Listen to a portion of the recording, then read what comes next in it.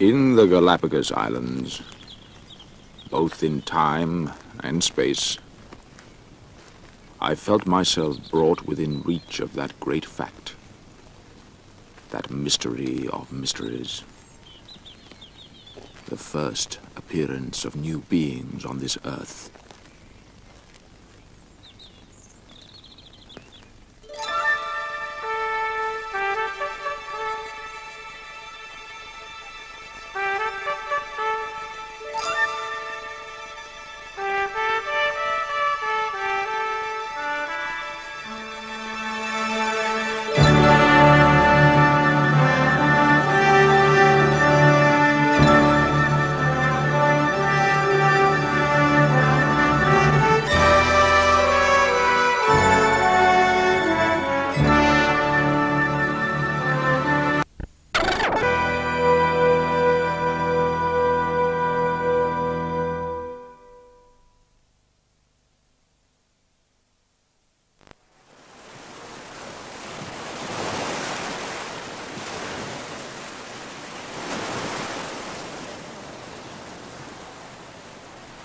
By October 1835, we had been in the Galapagos archipelago for some 3 weeks.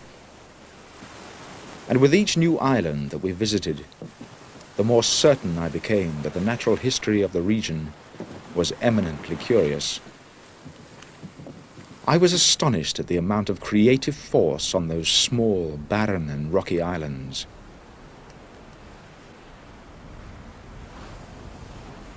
Most of the plants and animals I had thus far examined appeared to be aboriginal creations, found nowhere else on our planet. Yet although many of them bore a marked relationship to species on the South American mainland, they differed distinctly from island to island. I had no answer to the mystery, but of one thing I was convinced. In quite recent geological times, the unbroken ocean was here spread out.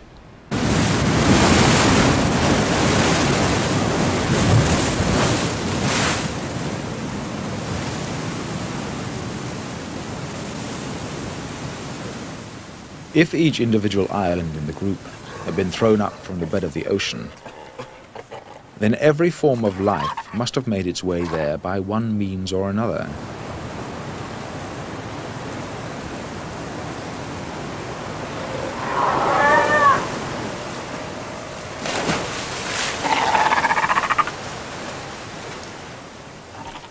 To me, it was clear enough how some of the colonists had arrived on those lava-strewn shores. The many fur seals must have come north, all the way from the Antarctic, with the cool currents sweeping up from the southern oceans. It was truly extraordinary to watch these creatures in their winter overcoats beneath the warmth of the equatorial sun. They reminded me of our own crew aboard the Beagle, whenever the midday sun became too intense and the cool water the only congenial environment. Darwin, the water's good. Let's see the scunner swim. Jump in!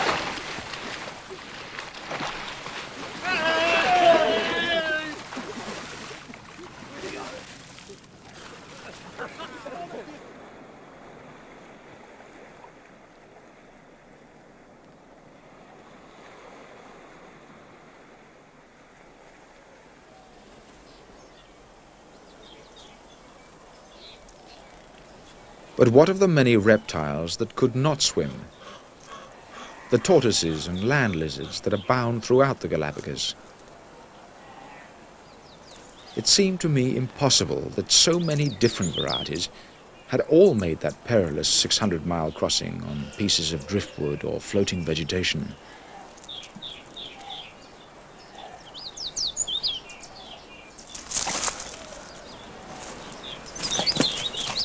I watched a pair of land lizards fighting over a piece of territory.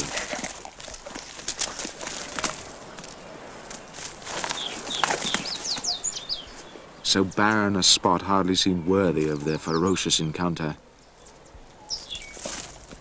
But with these hideous creatures, The determination of the stronger to drive off the weaker was a most powerful and basic instinct.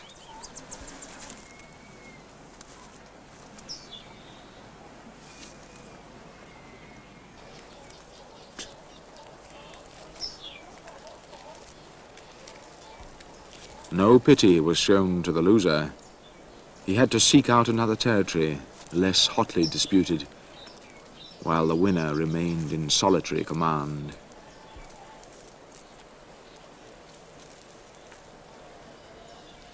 In my imagination, I tried to conceive of those distant epochs when reptiles similar to these, but of enormous size, dominated the world. I had the feeling that I was nearer than I had ever been to the beginnings of life.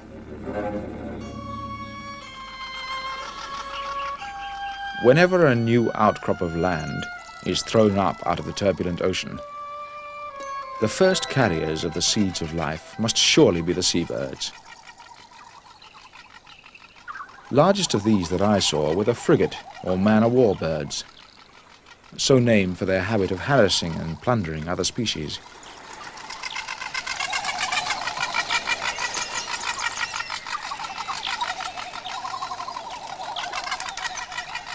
They had been reported as much as 1,000 miles from the nearest land, even though they lack the ability to alight on the surface of the water. And this must increase the likelihood that they carry seeds and tiny insects with them from their place of departure, lodged in their claws and plumage.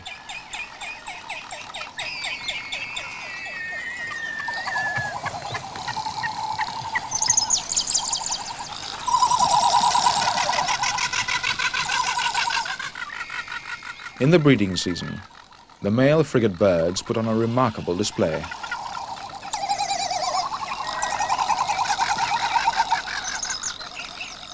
Directly under their throats, they have a bright red inflatable pouch. It acts as a potent lure to the females patrolling the skies above them in search of a partner.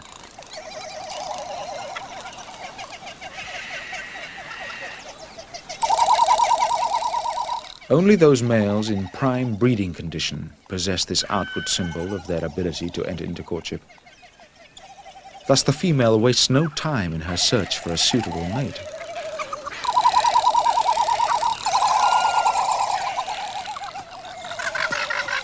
As with the lizards and other species I observed, the same principles appear to be at work.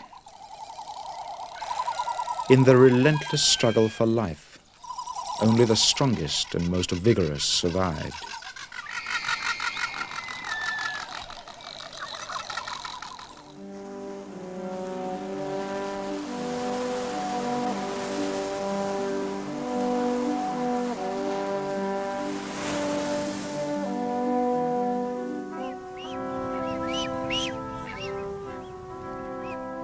In total contrast to the fierce men-of-war, the blue-footed boobies were of such a tame and stupid disposition that we could have killed any number of them for our table.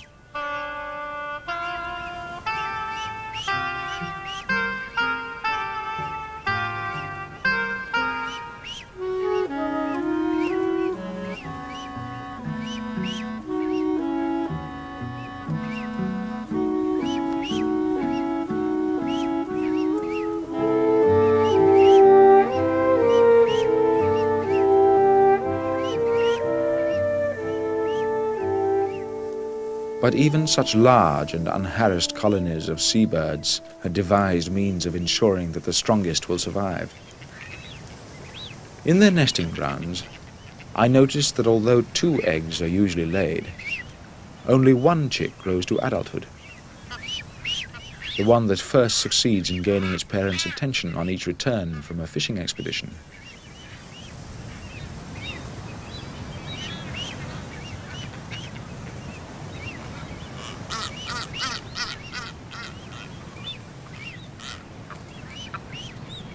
If it is to live, the chick, on its own initiative, must recover the half-digested fish from its parent's gullet. How can the harsh lessons of existence be learned so young, except by instinct? It was as if Mozart, instead of playing the piano at 3 years old with wonderfully little practice, had simply played it instinctively, with no practice at all.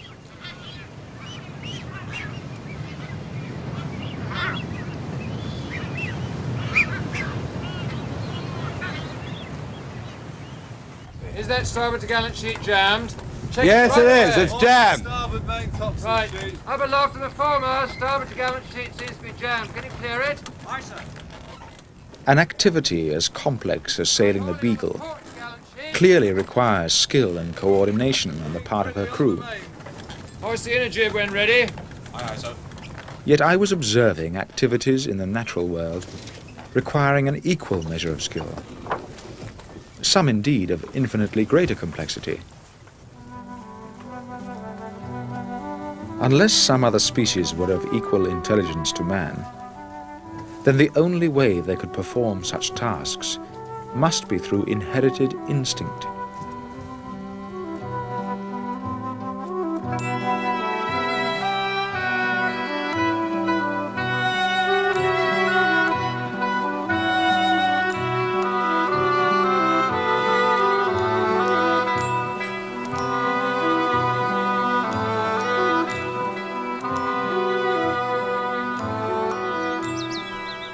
We had heard so many stories of the large number of tortoises and lizards killed or removed from the islands whenever a ship came this way, that I was therefore the more astonished by the extreme tameness of the birds. The doves, particularly, have been greatly persecuted by sailors, who took cruel delight in knocking down the pretty creatures as if their very tameness were an affront. I was told a man might kill 6 or 7 dozen in a morning's walk. Yet, in spite of this persecution, the birds did not readily become wild.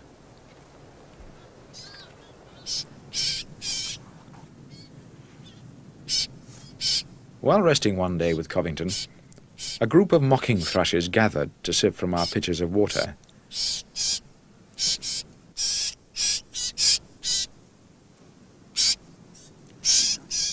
They had yet to learn that man is a much more dangerous animal than a lizard or a tortoise.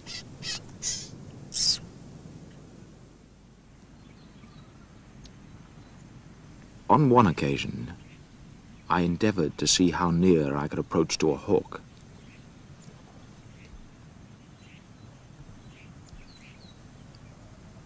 An English hawk would long since have taken fright, but he showed no sign of alarm.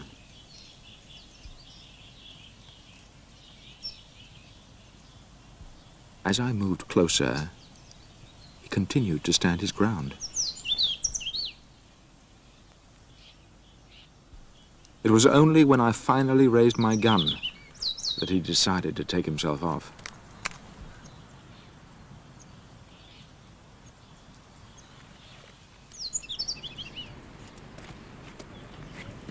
But of all the creatures that excited my curiosity on that extraordinary group of islands, the ones that were to influence the development of my theories over many years were so dull and common in appearance that I very nearly failed to notice them at all.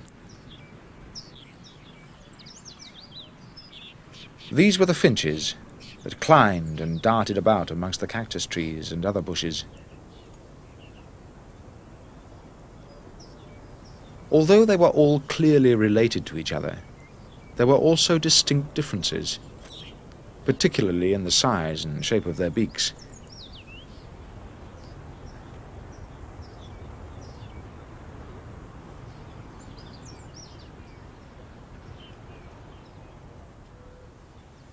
The true significance of this, and the possibility that it might shed some light on their distribution throughout the islands, did not occur to me,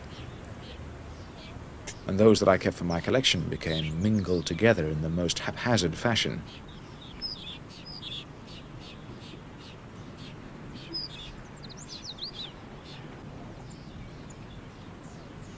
Between us, we had observed 26 species of land bird on the Galapagos Islands, of which 21 can be found nowhere else.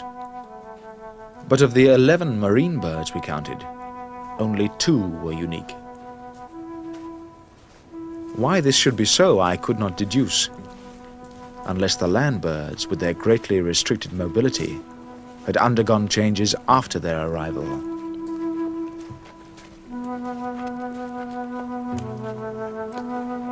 But as we hoisted sail for the last time, I was many years from such conclusions. Mr. Bosun, carry on away. Set the fore topsail and to gallant. Aye, sir. Set the fore topsail and to gallant.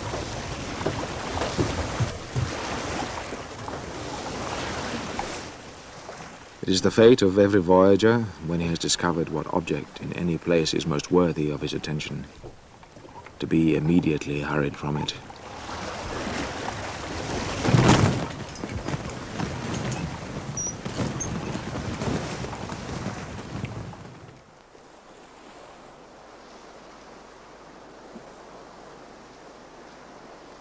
On October the 20th, 1835, we commenced the long passage towards Tahiti and Australia.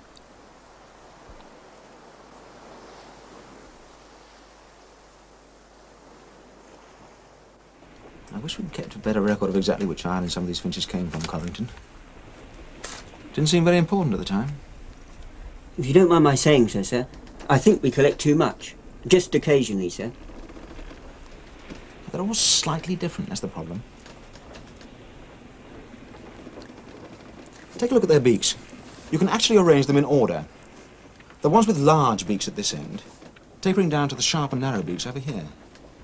I can see that, sir. The trouble is I don't have a complete record of exactly which island the birds came from. Perhaps the captain could help you. His notes are very detailed. Does he have the names of the islands where he got his finches? I think so, sir. Colour of the eyes, everything. A thumping incompetent I am, Covington.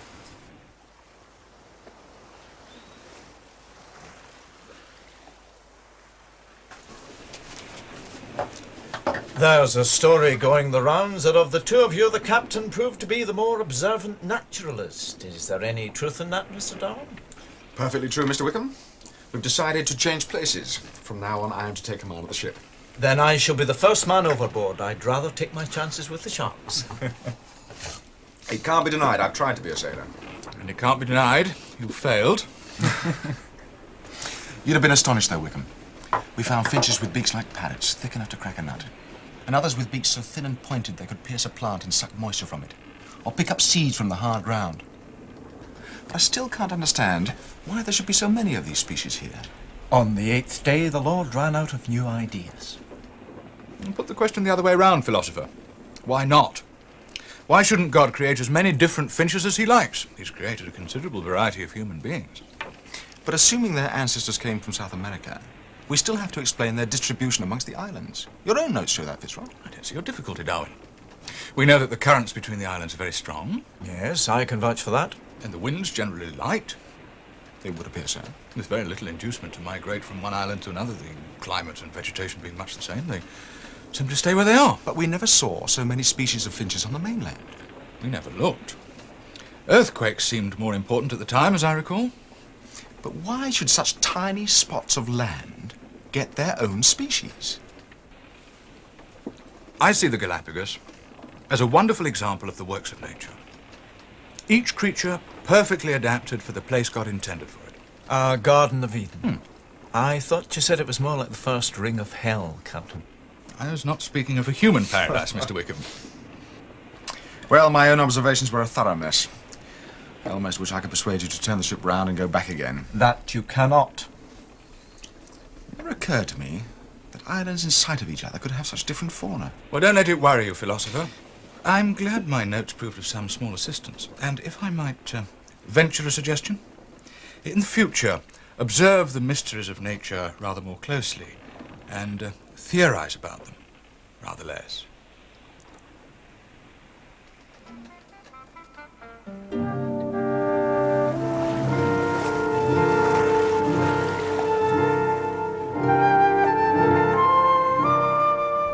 After 5 years circumnavigating the world, we were all utterly homesick.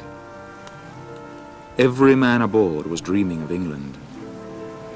And in truth, there was no country which had any attraction for us now, except it was seen right astern.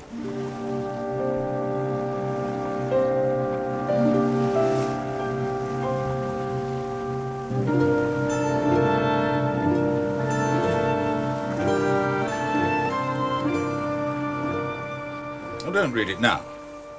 Go through it at your leisure and give me your opinion in a day or so. I'm sure it's a most excellent account. Of course, it's far from finished. But I've covered the salient features of the voyage more than adequately, I think. Some may find it overlong, but I'm convinced that a proper record should be set down. It's unthinkable it should all just end in oblivion. What of your own work? I've kept a diary, as you know, but as much for my own use as anything. Parts of it might prove of a more general interest. If you were agreeable, and would consent to put it at my disposal, there might be some way of incorporating it with my own narrative. I'm afraid it's little more than daily chit-chat. Well, I'm thinking particularly of the land journeys, when I was not present.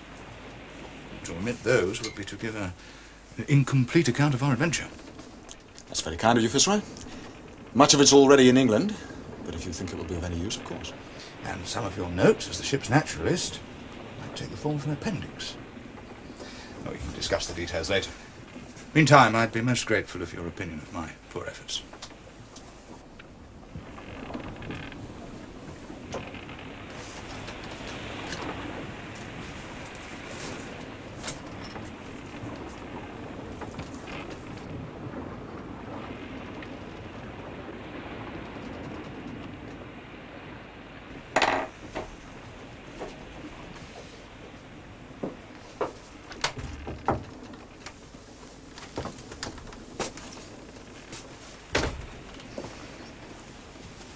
What did the captain want, philosopher? Another of your long discussions? He wants me to give an opinion on his journal of the voyage, and perhaps learn in my diaries so that he can include a few extra passages. Well, don't tell me you agreed to such an arrangement. Why not? I'm sure it was most generously meant. But if he's to have the arranging of the material, he'll be using your narrative to embellish his own. He is the captain, my dear Bino. Surely he's entitled to present the official version of the voyage. But you two can't even look at the same rock without disagreeing about it. You forget, Wickham. I'm here as FitzRoy's guest, and have been these last 5 years. I still think you should publish separate accounts. I doubt if I should ever find the time. As soon as we land, there's all my specimens to be sorted out. After that, I have to decide what to do with my life. It's easy for all of you. Your paths are set. No doubt you'll all become admirals and stand no track from the likes of me. Oh, I don't mind telling you, philosopher, you've changed my way of looking at things in the last 5 years. More than you know. And I'm no more tired of your company now than I was 2 weeks out of Plymouth. I hate it when a voyage comes to an end. We all say we'll meet again soon, but we know we won't, even as we say it. We'll be blown to the four corners of the earth. Well, I'll go on deck.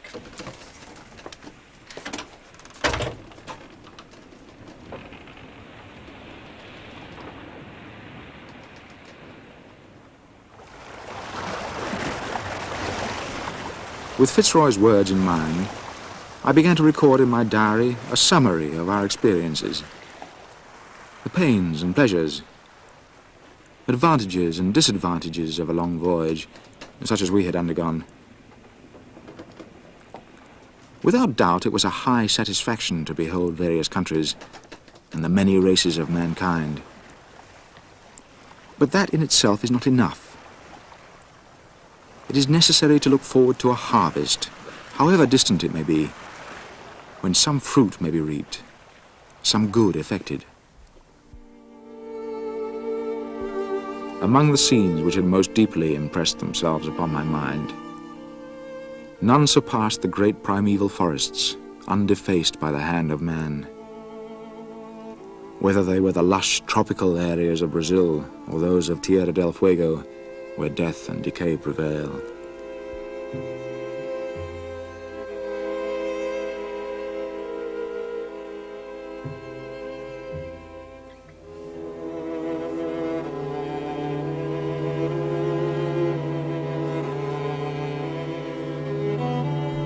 No one can stand in those solitudes unmoved, and not feel that there is more in man than the mere breath of his body.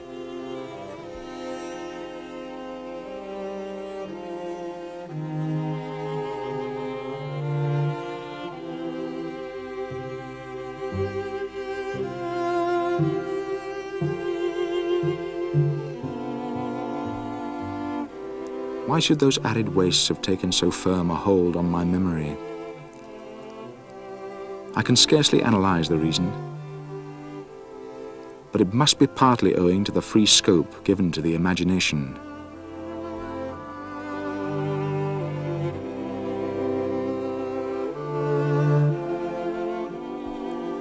During my travels, I had learned that, as with music, a person who understands every note will more thoroughly comprehend the effect.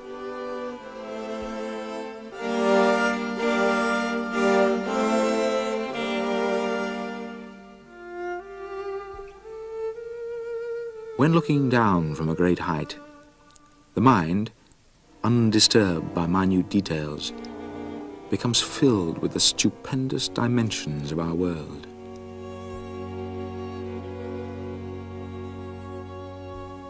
If, as the ancients supposed, the flat earth was once surrounded by an impassable breadth of water, or by deserts heated to an intolerable degree, who would not look at these boundaries to man's knowledge with deep but ill-defined sensations?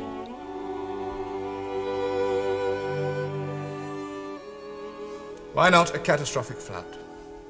A terrible deluge. The waters rise, pounding the stones together. Mountains collapse into the valleys, leaving sheer walls of rock. Then the waters fall away. But the pebbles, FitzRoy. You can't produce millions of pebbles as smooth and as round as this in 40 days, or even 400 days. If the Almighty can create a round earth and a round moon, why should a few round pebbles be beyond him?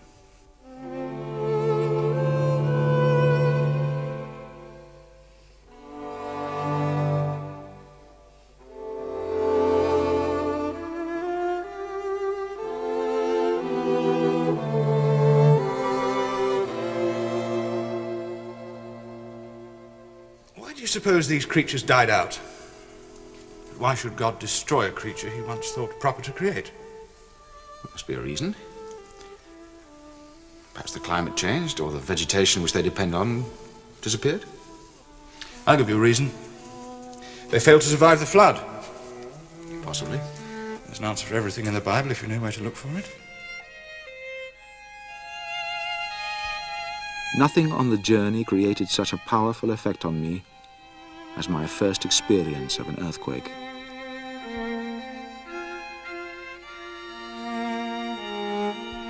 The earth, which is considered from our childhood as the very emblem of solidity and security, moved beneath our feet like the crust on a fluid. When I saw the labored works of man overthrown in a minute, I felt the insignificance of his boasted power. Extraordinary. Seashells. Fossilized seashells at 12,000 feet, Sullivan. How do you think they got there? All right. Unravel the mystery, philosopher. They've been pushed up out of the sea. The whole mountain range has been pushed up out of the sea and the seashells with it. Don't you see? They prove it.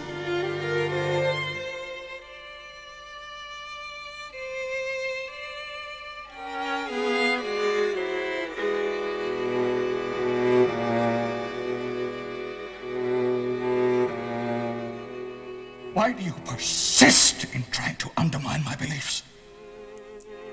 We've been over this before. The Bible tells us how the earth was created. What do you so persistently set out to challenge its authority? I don't in any way set out to challenge its authority on religious matters, FitzRoy. And then whose word are we to take as gospel? God's or yours?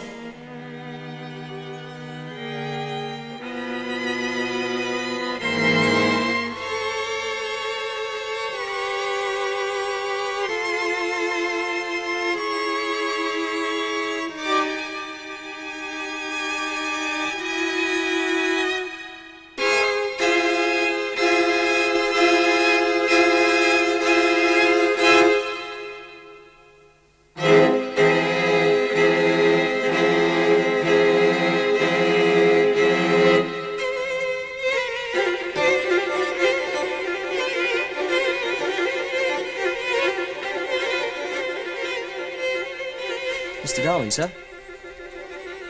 Mr. Darwin, sir. What is it, Masters? It's not mustard, sir. It's Mellish. Sorry, Mellish. It's a long time now since he died, sir. Masters? Yes, more than 4 years. Used to bring me a drink, you know, like you. I know, sir. We joined the same day. Mellish? How old were you when we sailed? 13, sir. 13. I'm 18 now, sir. It's more than a quarter of your life you spent on this voyage. That's right, sir.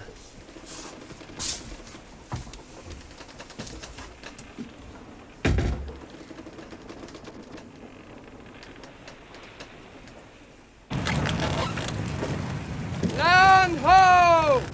On the port bow! Hey, there it is! Sing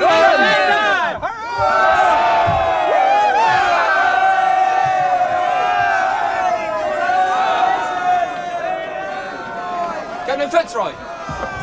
Well done, sir. Fine voyage. 3 cheers for the captain! Hip, hip, hip! Hurrah! Hip! Hurrah! Hip, hip, hip! Hurrah!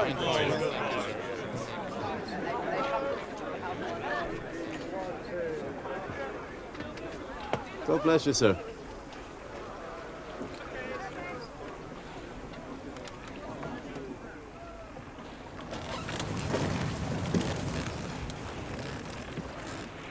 O most mighty God, thy mercy is over all thy works, but in special manner hath been extended towards us, whom thou hast so powerfully defended. Thou hast shown us the terrible wonders of the deep, and how the winds and seas obey thy command, that we may learn even from them hereafter to obey thy voice and do thy will. Continue, we beseech thee, this thy goodness to us, that we, whom thou hast saved, may serve thee in holiness and righteousness all the days of our life. Amen. Amen.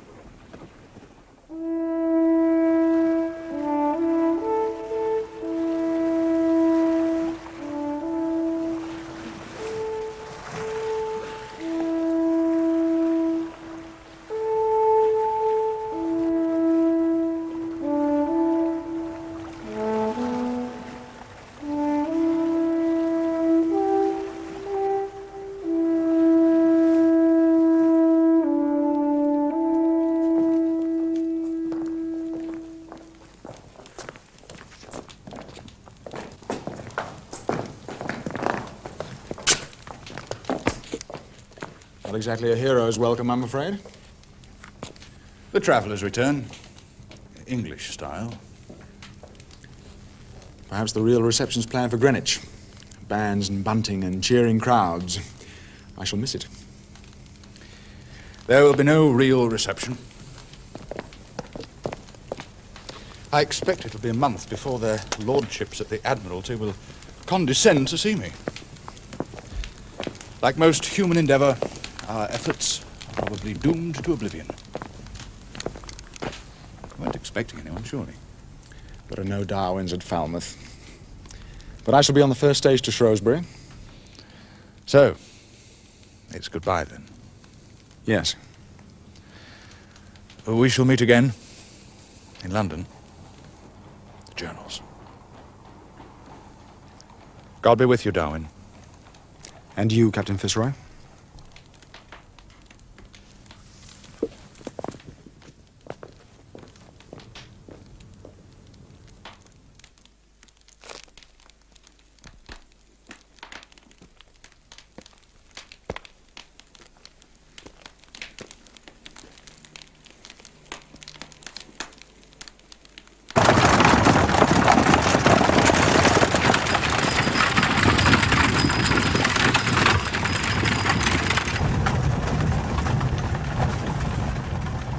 The stupid people in my coach did not seem to think the fields one bit greener than usual.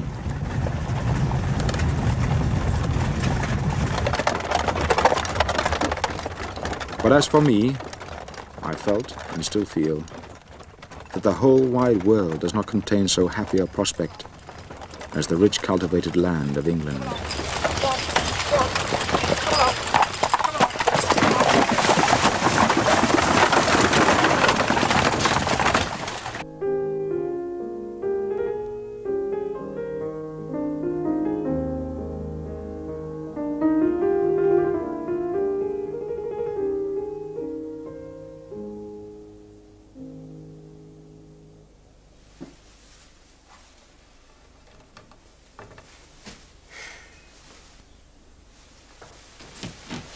What time did they say, Papa? About 3:30, I believe. They're half an hour late already. Well, we've waited 5 years to see him. Another hour will make very little difference, my dear. 5 years and 136 days. And of all the tricks to play on his own family, he just arrives, with no warning at all. I should have fainted away with the shock. Oh, don't do that today, my dear. Young Charles might put quite the wrong interpretation on it. No, he's not interested in me. Poor Fanny was the one he had an eye for. I seem to remember him casting 1 or 2 glances in your direction. Don't tease, Papa. They're here.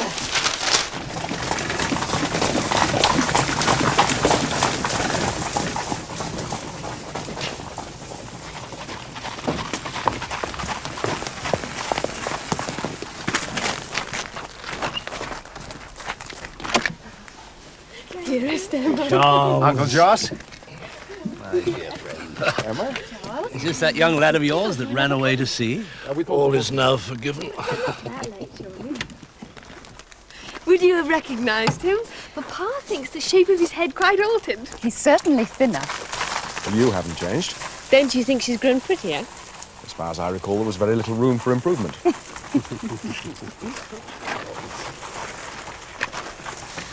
Oh, we've planted a few more trees, but otherwise I don't think you'll notice much difference. I used to think of the Beagle as my second home, but I was wrong.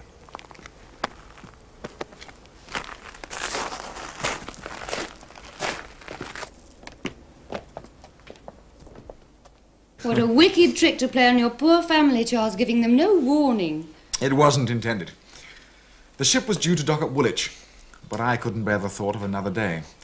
So I left her at Falmouth and took the first coach I could find to Shrewsbury. Some of our servants made the arrival of Master Charles an excuse to get most excessively drunk. What news of Captain FitzRoy? Was it his company which drove you ashore in such a hurry? By no means. He's in the best of spirits. But his health. I believe there was some question about his state of mind. And that was 2 years ago. He seems quite recovered. But nothing will ever change his peculiarities of temper.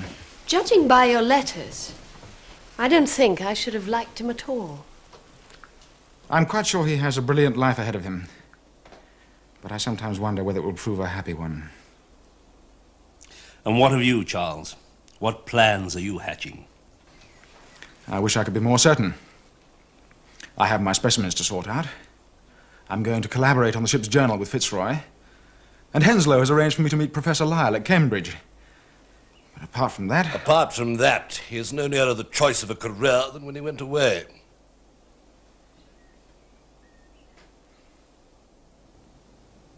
Returning to Cambridge was a painful reminder of how I had wasted my time there.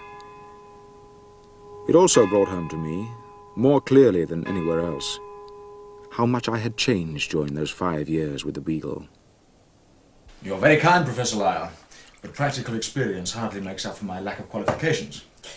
Most men of science use their qualifications rather like a cloak, simply to hide their nakedness. Isn't that so, Henslow? But when I was up, I just dabbled at whatever took my fancy.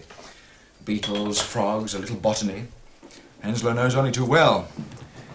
My subject was supposed to be theology. Yes, and you were woefully neglectful of that. Well, then you're a Beagle graduate rather than a Cambridge one. So much the better for it. But even on the Beagle, if it hadn't been for your principles of geology, I wouldn't have known where to begin. But begin you did. I've been showing Lyle some of your notes and letters, Charles. He agrees with me. They're very impressive. It would take me months just to sort out my specimens. The British Museum wouldn't look at them. I think you'll find we've taken great care of them. Entirely thanks to you, Henslow. How soon could you prepare a paper for the Geological Society? Well, I have been working on something on recent elevations on the coast of Chile. How about coral reefs? But that's your subject, Professor Lyle. I wouldn't dream. We all learn from each other in this world, Mr. Darwin, and from what I hear, you may be very much nearer the truth. That's what matters in science. You may have gathered, Charles, Professor Lyle has a rather low opinion of some of his colleagues. Consumed with envy, most of them. Now, if I understand you correctly, you believe that the reef is probably thrown up by a volcano before the coral insects begin to work on it. Then, the bed of the ocean begins to subside, carrying the coral down with it to great depths. In broad terms, yes. I never saw living coral below a depth of 10 feet. But then how do you account for the different types of coral formation, atolls, barrier reefs, and so forth? I'm not sure, but I think the principle remains the same. Each atoll stands like a sort of halo, marking the place where some great mountain has subsided. You must publish. Before I steal the whole idea.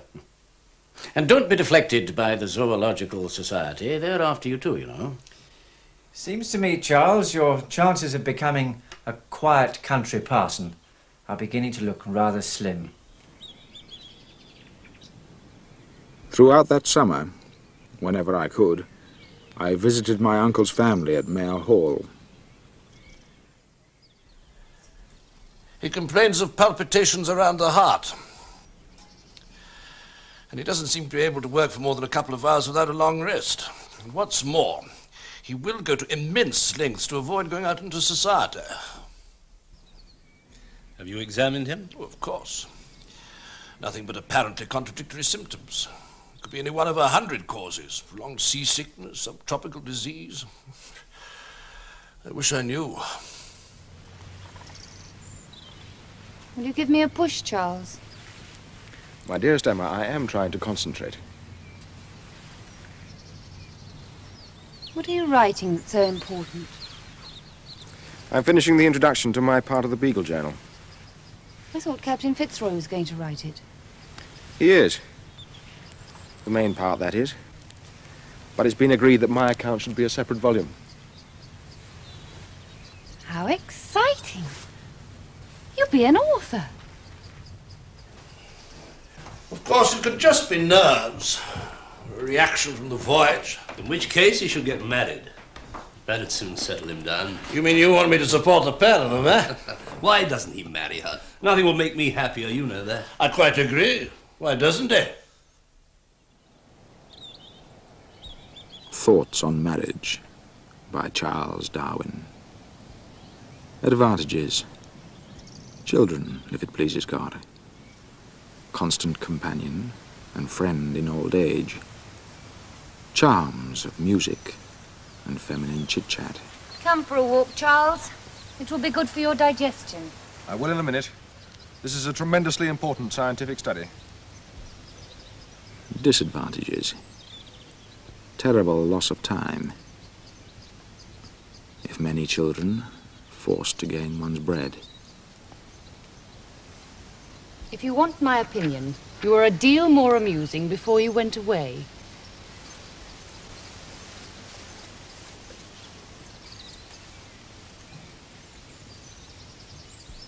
It is quite intolerable to think of spending one's whole life like a neuter bee, working, and nothing after it all. It won't do. Picture to yourself a nice soft wife on a sofa, with good fire and books and music perhaps. One cannot live the solitary life with groggy old age, friendless, cold and childless, staring one in the face. There is many a happy slave. Conclusion. Marry, marry, marry.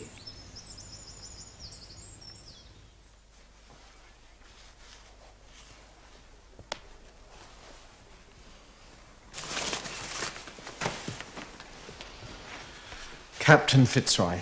Thank you for coming, Mr. Wickham. The married man. Congratulations. It would seem there's nothing like a long voyage to weaken a man's resistance.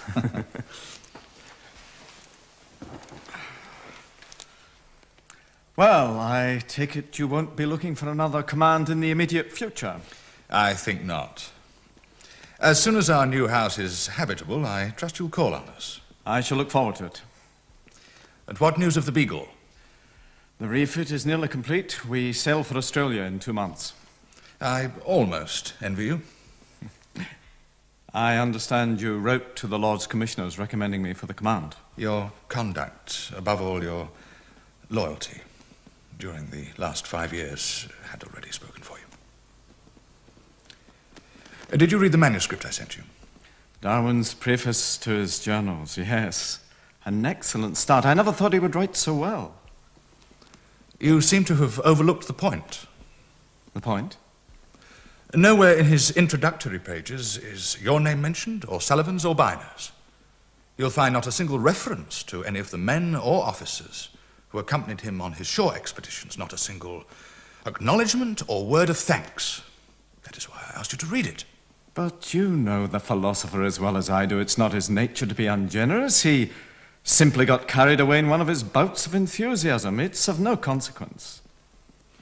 I trust you may be right. However, I do not share your view that the matter is of only trifling importance. I begin to suspect that we may have been harbouring a viper in our midst. Not Mr. Darwin. I'd stake my life on that. Well, we shall see. Captain FitzRoy presents his compliments to Mr. Darwin and recommends that he refer the matter of his preface to some third person whose personal feelings are not involved. Frosty indeed. Captain FitzRoy therefore begs to decline giving an opinion at present and will only venture to remark, his memory being rather tenacious on the subject, that there were obliging, disinterested and kind-hearted officers on board the Beagle, dated 13th of November 1837. I thought you two were supposed to be on intimate terms after 5 years. It was very wrong of me. I shall apologize, of course, and make amends. Yeah, I'm sure you will. But I fancy there's rather more to it than that. What do you mean? Well, poor FitzRoy, locked into the narrow strictures of a naval career, which scarcely suits his temperament. Obliged to complete his hydrographic reports, while he sees you embraced by the scientific world. Fellow of the Geological Society, elected to the Athenaeum and the Linnaean Society, I detect a touch of envy in his voice, my dear Charles. He does have rather a perverse way of looking at people's motives. Well, why let it worry you? You must pursue your path. He has. He belongs to a dying breed, wouldn't you say? I don't think I would. He has a most inquiring mind, and I would have thought a brilliant future ahead of him. And, if I remember rightly, vehemently opposed the Reform Bill. In my opinion, he belongs to that subspecies of the English aristocracy, which cannot change and so must necessarily perish. You don't really know him. He's certainly no dinosaur. The Navy needs men like him. The Navy is welcome to him. Now, what were you asking me? About species. Oh, yes. You think they all have a natural lifespan, just like an individual? Very possibly, yes. But what determines its length? That is the problem. Well, perhaps a change in the climate or vegetation. But then one would expect them all to perish, and not just some of them. Suppose the world were in a state of continuous change. And species not immutable. You must tread very carefully there, Charles. That is one of the great heresies of our age. Are you dining at the club tonight? Not tonight. I must get a letter off to FitzRoy. Let him nurse his damaged pride a little longer. Come along.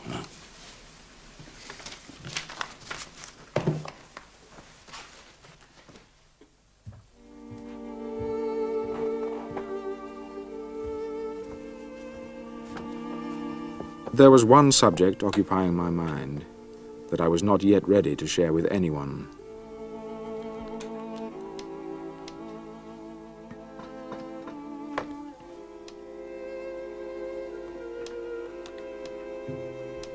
There are two kinds of generation. The vegetative, as we see in the grafting of apples and roses, and ordinary sexual generation, New individuals produced by grafting are absolutely similar.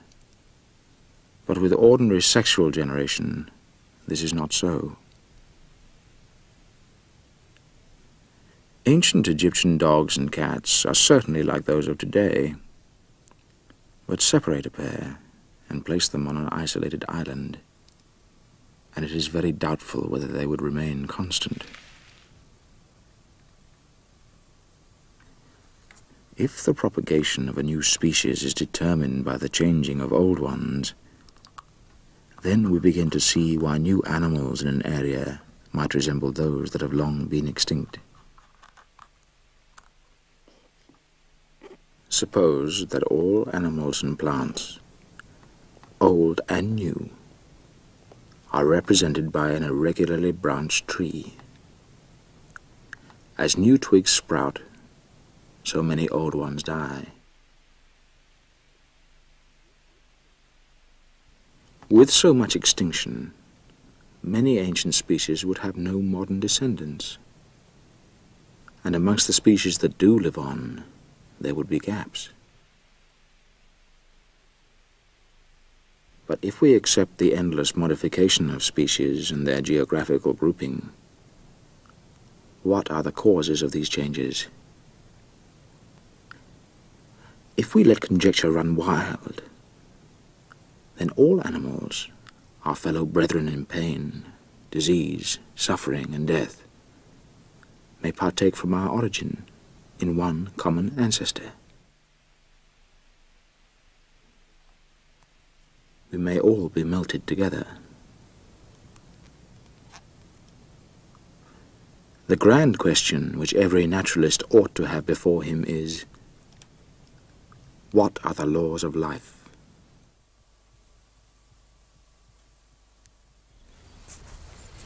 If it's so important, then explain it to me again. I'm much brighter than you appear to think. You know it isn't that. It's just that I'm probably hopelessly wrong. I won't mind, will I?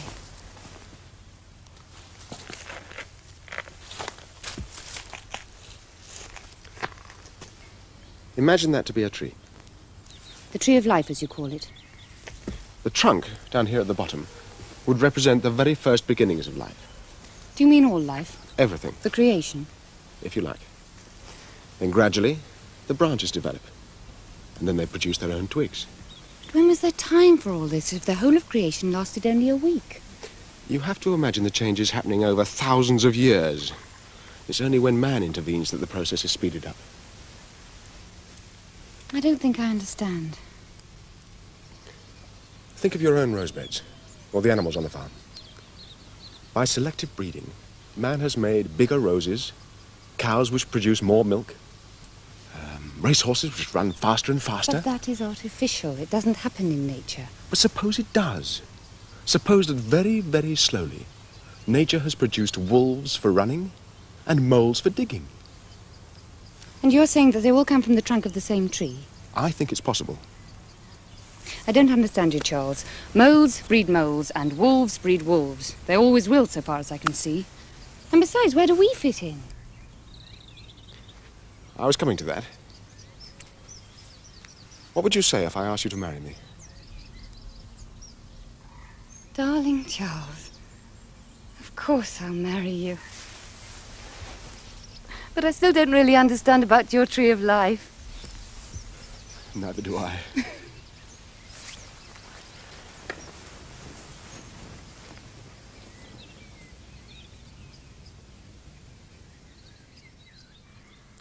Wilt thou have this man to thy wedded husband, to live together after God's ordinance all thy days in the holy estate of matrimony?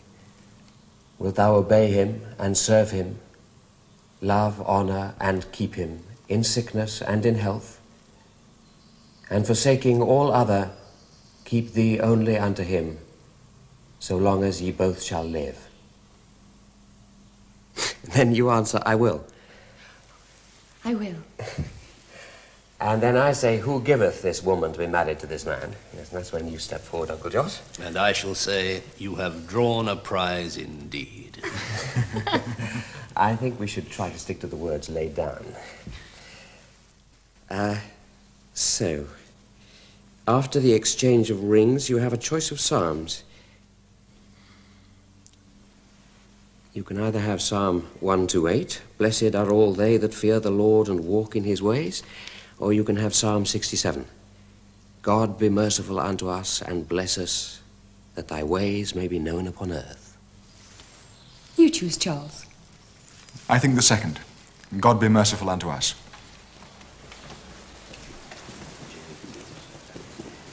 If I may say so, it is a blessed union, which I have prayed for on many occasions, even when you were away at sea, Charles.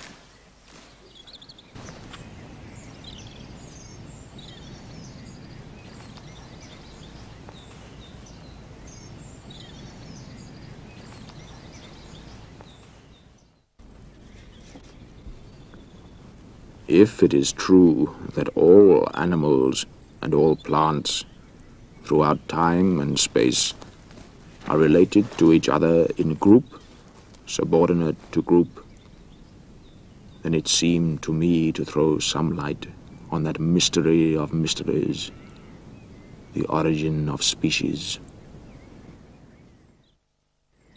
In the autumn of 1843, Joseph Hooker came home to the Botanical Gardens at Kew in London, where his father was the director. By the strangest coincidence, he too had travelled the world as ship's naturalist on a British man-of-war, visiting many of the countries I had seen on HMS Beagle. Perhaps it was this common experience which drew us together, but from our first meeting, I knew that here was a man in whom I could confide my innermost thoughts. His intellect was very acute, and he was honourable to the very backbone. Well, not quite a replica of your Brazilian rainforests, but we're quite proud of it. And each year we add more specimens. It's magnificent. Truly magnificent.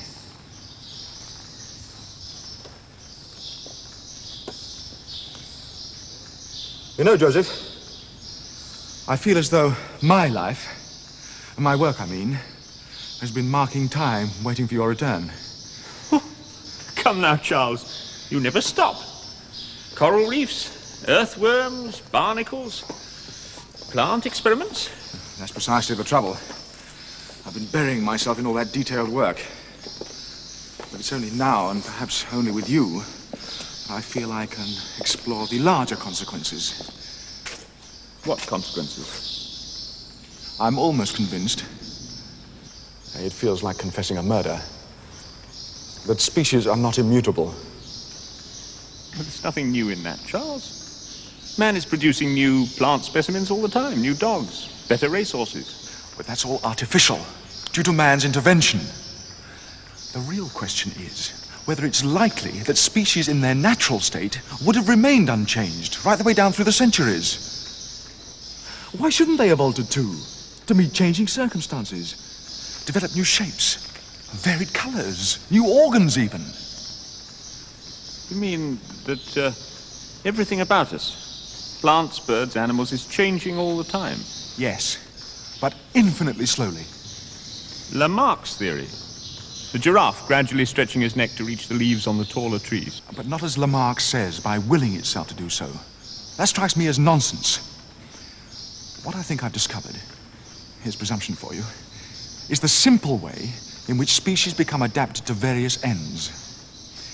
Some form of natural selection takes place. Natural selection? Isn't that a contradiction? Not in the natural world. We all accept that every living species is engaged in a struggle for existence. A struggle for food, to escape predators, and so on. I believe that that constant struggle must be having its effect on every living species.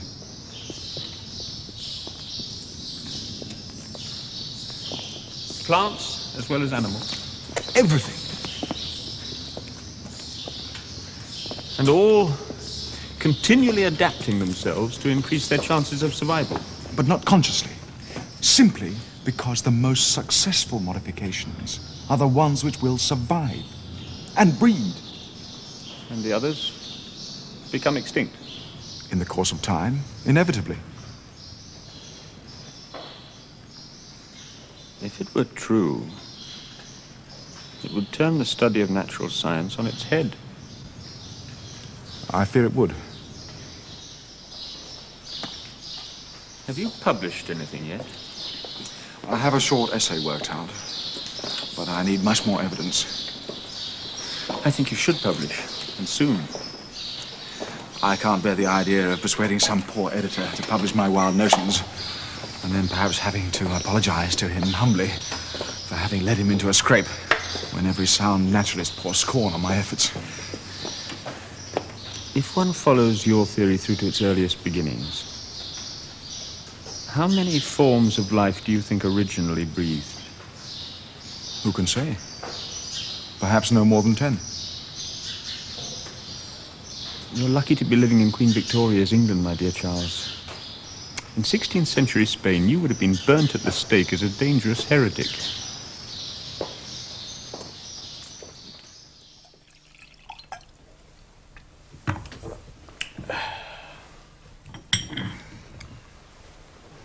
What news of Captain FitzRoy?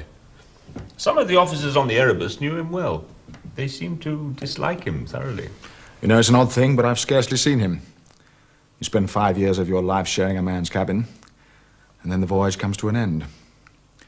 We seem to have grown apart like two branches on a tree. He's a member of Parliament, and I'm bedded down here trying not to turn into a Kentish hog. I heard one of his fellow Tory candidates actually challenged him to a duel. Oh, I thought it was the other way about. A duel? Astonishing. I thought that species of Englishman was extinct. Not in the Tory party. FitzRoy's uncle, Lord Castlereagh, fought 2 duels when he was Foreign Secretary. And Pitt fought one when he was actually Prime Minister. As if Napoleon was not enough. So, what was the outcome with FitzRoy? Still going on, so far as I know. He and this fellow Shepherd were candidates at Durham, one of the new 2-seat constituencies. Both Tories, of course. There was a row over whether a local farmer had been bribed to vote for FitzRoy. Honour was impugned. I understand seconds have been appointed and no doubt weapons agreed. An acrimonious correspondence is being carried on, much to the delight of the Whigs and the popular press. Well, at least FitzRoy's a fine shot. But I never cease wondering at his character. So full of good and generous qualities, yet spoiled by such an unlucky temper. Arrogance, I'd call it. This whole matter is already in all of the newspapers. I'm being made to look a laughingstock.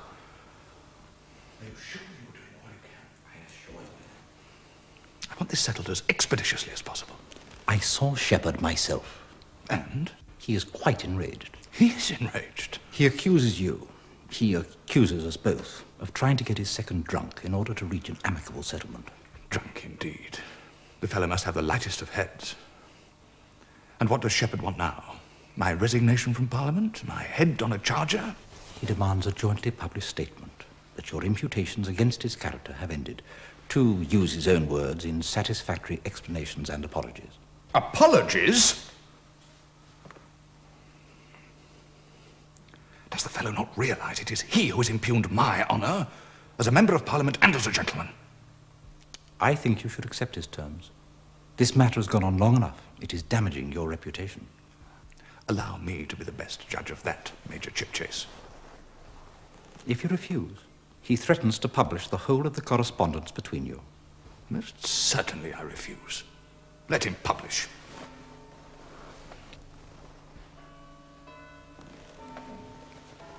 In that case, then, I am formally withdrawing as your second.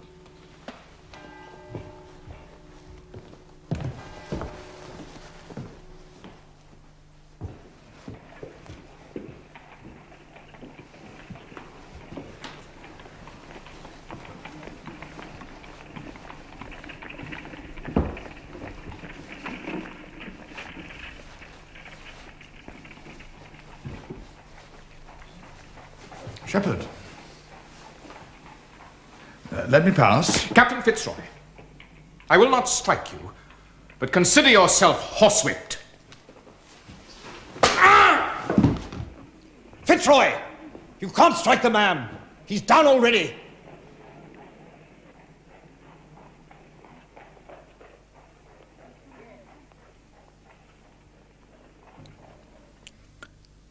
For the next 5 years, I saw nothing of FitzRoy. He was appointed governor of New Zealand, and I withdrew to the quietness and peace of Down House in Kent, which suited both my work and health.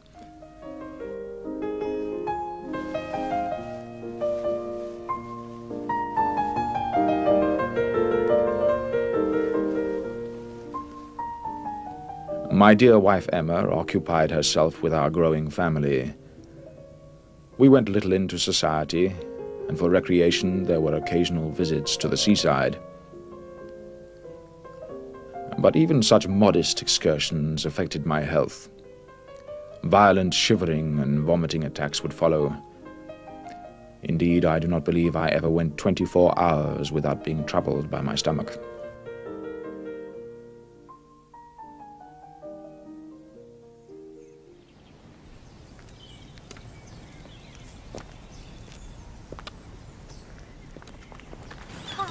Can I come with you today?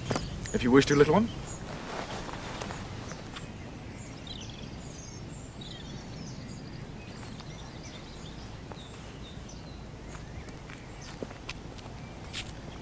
How many humblebees have you seen today? I don't think I've seen any. I saw 1 or 2. But that's because the honeysuckle's in flower. They're very fond of that. But now, why do you think there aren't more humblebees in our garden? I don't know. I'll tell you. It's because the field mice, who live down there underneath the hedges, come out at night and destroy the nests of the humblebees. And do you know why there are so many field mice? No, but you're going to tell me, aren't you, Papa? Because the Darwin family, that's us, keep a dog instead of a cat. You're just teasing me. No, I'm not. You see, dogs don't hunt field mice, but cats do. So there are lots of field mice who go out in search of humblebees' nests, and that's why there aren't very many humblebees. Why must it all be so cruel, Papa? I'm afraid I don't know the answer to that.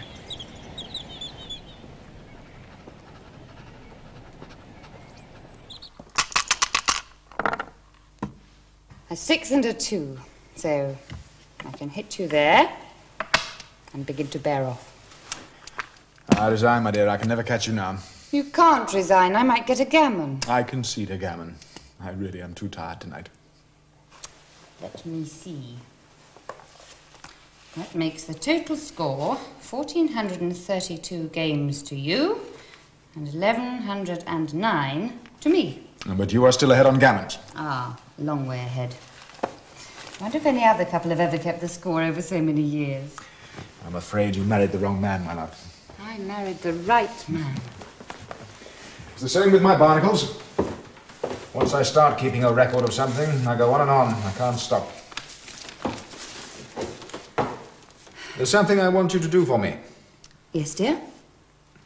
This is my essay on species. I've tried to summarize all my conclusions. It's very important. I'm sure it is, dear. If anything should happen to me, I've set aside £400 for its publication. Happen to you, my love? What's going to happen to you? One can never tell. Oh, of course I'll look after it for you, but nothing's going to happen to you. Have you seen the Morning Chronicle today? I glanced at it this morning. I never seem to have time. Does anyone know anything of Captain FitzRoy, the governor of New Zealand? Where has he lived all these days? We do not ask these questions without reason, for we know that when a colonial governorship is vacant, Lord Stanley takes pains to seek out the most incompetent man there is to be got. But we did not conceive it possible for him to have found a man who could venture on absurdities so outrageous as those which Captain FitzRoy has been enacting. Not again. What was it this time? Oh, it can't be true. It's like a comic opera. Apparently, there's a Maori chief called Heke who keeps cutting down the flagstaff outside Government House. Every time FitzRoy puts it up again, Heke sends in a raiding party to cut it down. To date, 3 Union Jacks have been lost.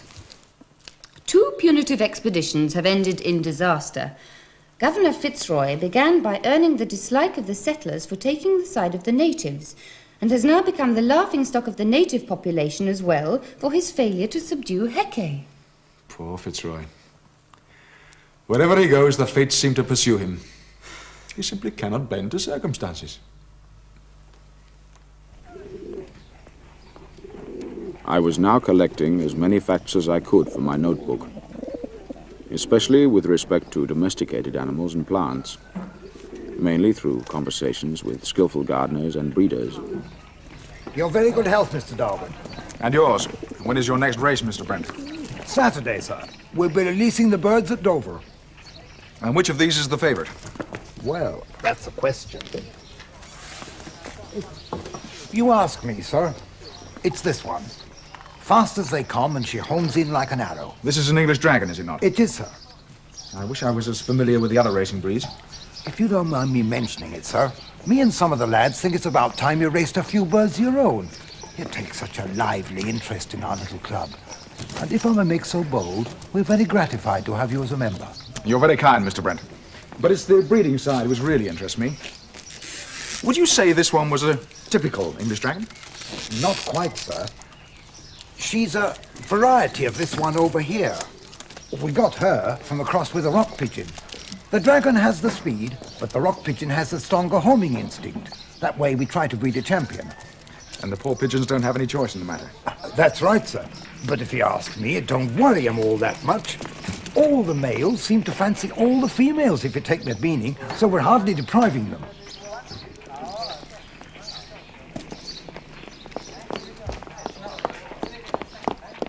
Mr. Darwin, could you come at once, sir? It's young Annie. She's got a bad fever. Yes, at once.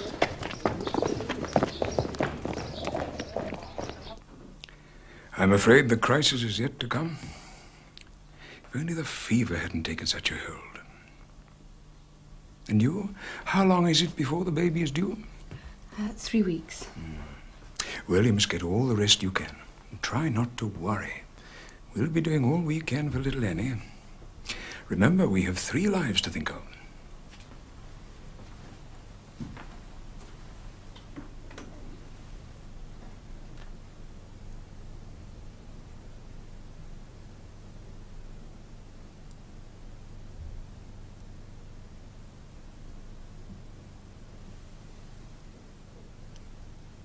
Papa, I'm here, honey.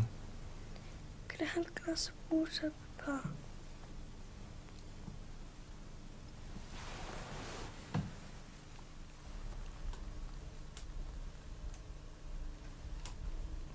Thank you.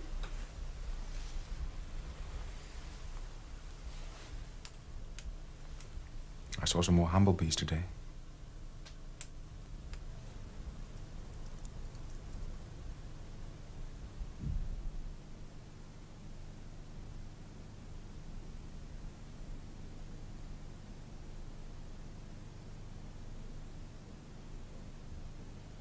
The Lord gave, the Lord hath taken away.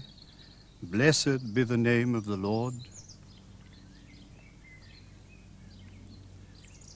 Lord, now lettest thou thy servant depart in peace, according to thy word. For my eyes have seen thy salvation, which thou hast prepared before the face of all people, to be a light to lighten the Gentiles, and to be the glory of thy people Israel. Man that is born of woman hath but a short time to live, and is full of misery. I cannot say precisely when I lost my faith in Christianity as a divine revelation. Disbelief crept over me at a very slow rate, but at last it was complete. Indeed, I can hardly see how anyone would wish Christianity to be true. The plain language of the text seems to show that men who do not believe, which would include my father, brother, and almost all my best friends, will be everlastingly punished. And this is a damnable doctrine. To eternal life through our Lord Jesus Christ. Amen. Fascinating. And so simple. But why doesn't he publish? Well, you try and persuade him, Huxley. He'll be here shortly. It's difficult enough to persuade him to come to our meetings. I sometimes think it would be a lot simpler to hold all future meetings of the Linnaean Society at Down House. Take the mountain to Mohammed. Just imagine, for one moment, if instead of finches with varying beaks, this were a progression of skulls. From life's minute beginnings up at last to man. Who wrote that? Tennyson, in memoriam. The idea seems to be in the air. Good afternoon, gentlemen. Ah, Charles, we were wondering where you were. I most sincerely apologize. I had the greatest difficulty in obtaining a cab. Charles, I don't believe you've met Thomas Huxley. My friends have spoken of you many times. And I've been waiting to meet you for many years. I'm afraid I don't get about much these days. Huxley is acquainted with your general theories, Charles. He's just asked the same question we all do. Why on earth don't you publish? At least to establish your priority. You're very considerate, Mr. Huxley. I'm afraid it would be a very thin little volume. I need much more data. It would really be dreadfully unphilosophical to publish without full detail. But I will. Perhaps not this year, but I will. May I raise one question, Mr. Darwin? Please. When you do publish, within the broad structure of your theory, how do you propose to account for man? I hope to avoid the whole subject. It is so surrounded with prejudice. Although I quite see that for the naturalist, it is the highest and most important problem of all. The idea of a world in which the balance of nature is maintained by what I believe you call natural selection, thus far I am with you. But in such a world, I would hardly expect one single creature to so far outstrip all the others as man seems to have done. There, at least, you must recognize the hand of the Creator. You mean not natural, but supernatural selection? You see what deep waters you've led us all into, Charles. The last thing I want is to create a fuss. Some of my theories might cause considerable distress. Ah. And there, I believe, is the reason you have not yet published.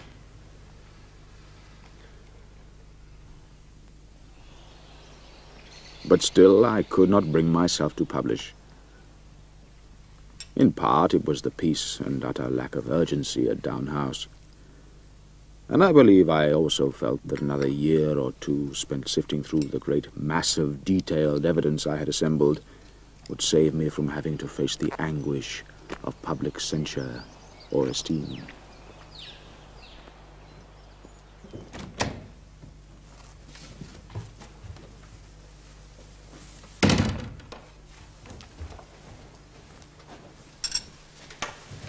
How are the children this morning, my dear? Henrietta's improved a little. But as young Charles, I can't get him up this morning. He seems to have developed a rash. Did you know there were several cases of scarlet fever in the village? We must stop the servants from going down there. It's the only way.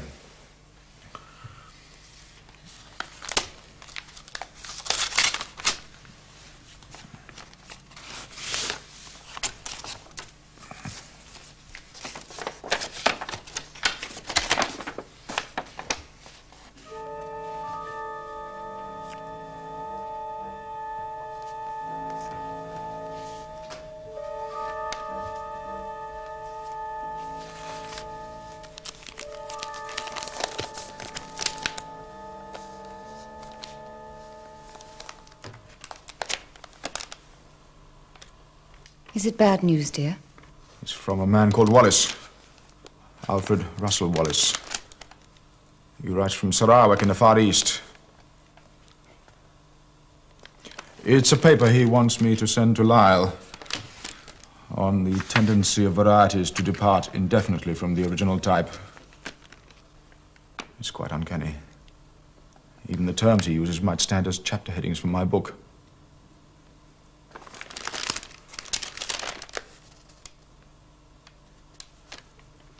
It's almost as if he's been reading my mind for years. What will you do, dear? I must forward it. There's no other honorable course. I never saw a more striking coincidence in my life. If Wallace had had my manuscript in his hand, he could not have made a better abstract of it. Lyle warned me it would happen. So did you. How soon will your book be ready? Oh, not for months. A year, perhaps. Then you must publish a short extract of your conclusions. I cannot persuade myself that I can do so honorably. Not after this. I would rather burn my book than be accused of having behaved in a paltry spirit. Am I right in saying that there is nothing in Wallace that was not in your sketchbook copied out 15 years ago, and in much greater detail? That's true, but... Lyle knows this to be the case. So does Huxley. But what could be more base than to rush into print just for the personal glory of winning the race?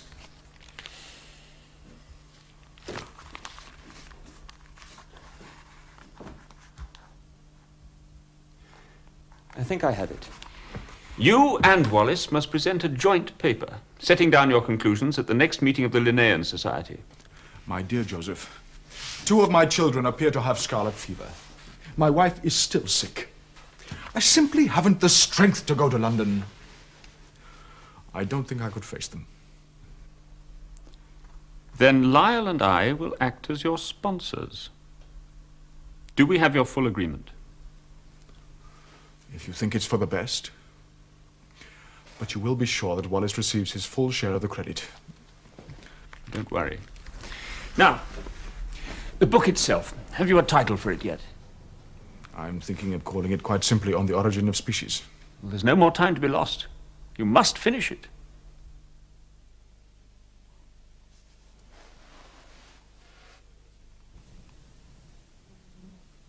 When on board HMS Beagle as a naturalist, I was much struck with certain facts in the distribution of the inhabitants of South America and in the geographical relations of the present to the past inhabitants of that continent. These facts seem to me to throw some light on the origin of species, that mystery of mysteries, as it has been called. I have called the principle by which each slight variation, if useful, is preserved, by the term of natural selection, in order to mark its relation to man's part of selection. We have seen that man can adapt organic beings to his own uses through the accumulation of slight but useful variations given to him by the hand of nature. But natural selection, as we shall see, is a power incessantly ready for action and is as immeasurably superior to man's feeble efforts as the works of nature are to those of art.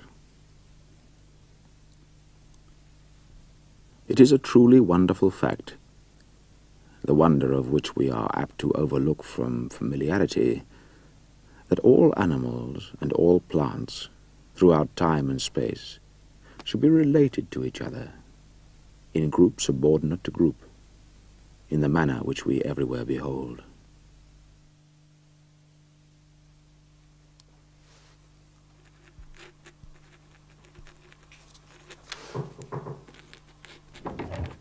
My dear, I'm sorry. Captain FitzRoy has arrived. Of course. Of course, I'd quite forgotten. I shall come directly. Would you prefer a proper meal after your journey? Oh, thank you, ma'am. Tea will be quite sufficient. I found the journey remarkably easy. We are much nearer to London than people believe. My dear FitzRoy, I want to hear all your news. We live such remote lives down here.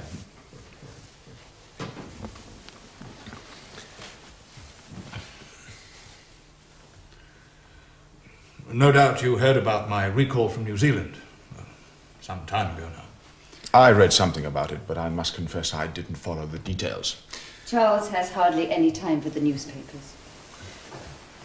Thank you, madam. You were saying about New Zealand. I'm sure you acted from the highest principles. It was my faith that sustained me, nothing else. When news of my dismissal from the Colonial Office was announced, cheering crowds burnt my effigy in the streets of Nelson. If the town had had any other name, I think it might have been easier to bear. Such cruelty. I don't know how you found the courage to endure it. Your poor wife. Since then, the Bible has been my constant companion. I expect your husband told you, ma'am. When we made our voyage together in the Beagle, some of the things we saw and experienced caused us to question aspects of Christian teaching. We were still very young then. I would not do so now.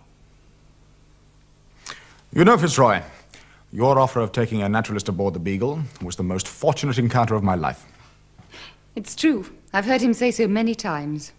She proved a lucky ship for us both. Tea hardly seems the most appropriate liquid. Nevertheless, to the Beagle. To the Beagle.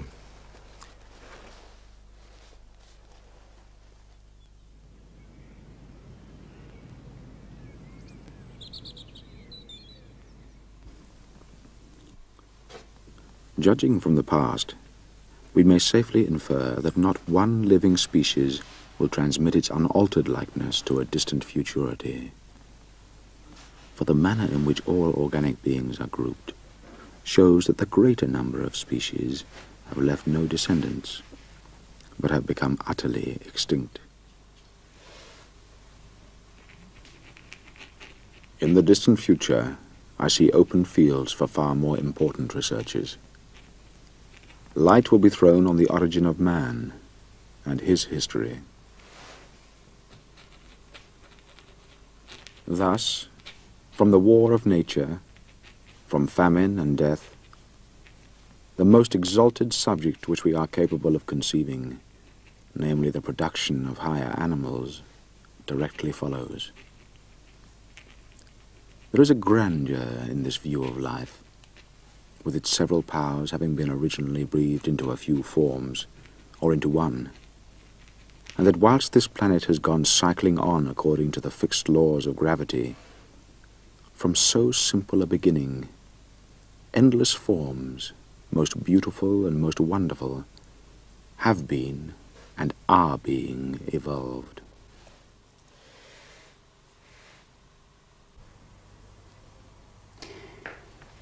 I wish I could persuade you to add just 3 words at the very end. Endless forms, most beautiful and wonderful, have been and are being evolved by the Creator. It might avert the storm. I'm sorry, Charles. I don't think I can.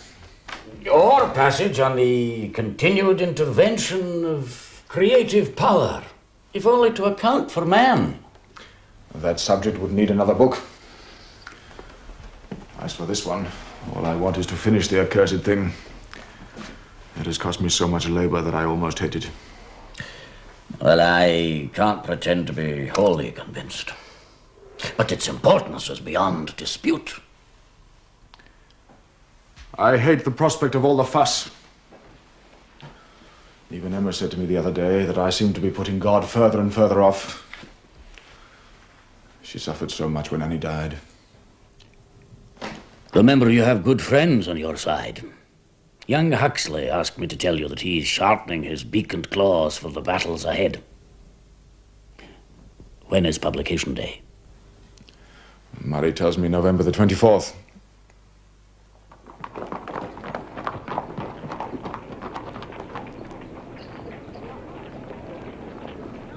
The Origin of Species proved to be the most important publication of my life. They tell me he says we're all descended from apes. Let us hope it is not true. But if it is, let us pray it will not become generally known. Yes. I was much vilified, and although I had expected lively interest and controversy in religious and scientific circles, I was quite unprepared for the extraordinary public response among people who would never normally purchase such a book in their lives.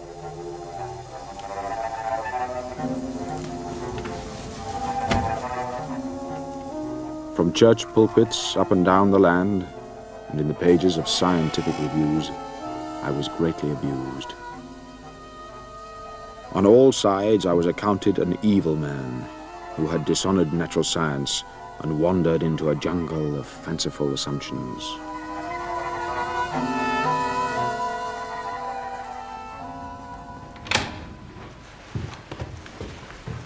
Still more letters? You don't have to read them, my love. I won't bring them if they upset you. No. I must know what the world thinks, even though I haven't the strength to face it directly. Yesterday someone wrote I was the most dangerous man in England. If only he could see me. I prefer it when they attack you for vanity rather than atheism. I know you feel it worse than I do. What does that one say? Just an invitation to the British Association meeting at Oxford. Why don't you go, dear? Your work will be at the centre of discussion. You're well enough. It might do you good. I'd tremble like a jelly if I went anywhere near the place.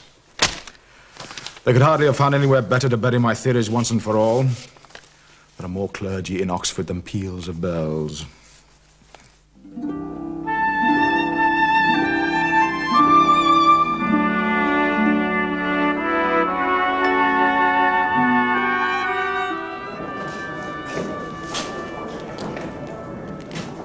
As we thought. Charles is managing to dominate the meeting even in his absence. He seems to be the only topic of conversation. But where is he, for heaven's sake? He's taking the waters somewhere. Anyway, at his own estimation, far too ill to attend. It's only been skirmishing up till now. When do you think the real battle will take place? Tomorrow, without a doubt. Owen? Sly fox. Who's that with him? Samuel Wilberforce, Bishop of Oxford, one of this city's great orators. They say he pours his sermons over his congregation like honey. So, that's the famous Soapy Sam. I understand the plan is to demolish Darwin at tomorrow's debate. And our friend Owen is feeding him the ammunition. What a slippery pair they make. Must he really leave tonight? Charles is going to need every friend he has. I confess I didn't realize such a plot was afoot. Perhaps one more day.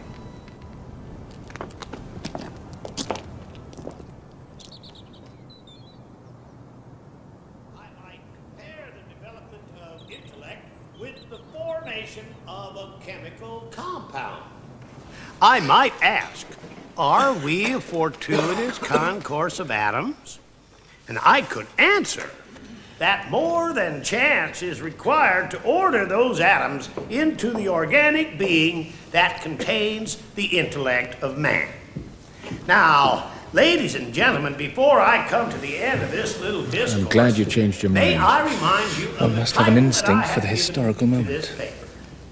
On the How long has this one been intellectual droning on for? development in Europe, About an hour. considered with references to the views of Mr. Darwin and others.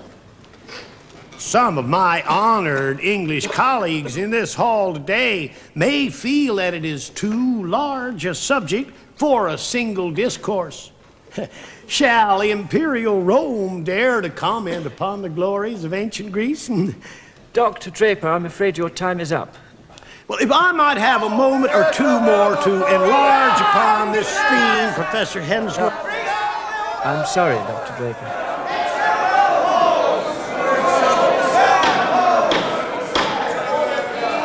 Order, please, ladies and gentlemen. Now, the next speaker needs no introduction from me. He is very well known to you all. Dr. Samuel Wilberforce, Bishop of Oxford.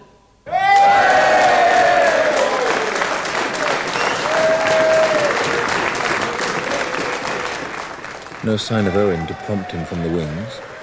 He needs no prompting, you'll see.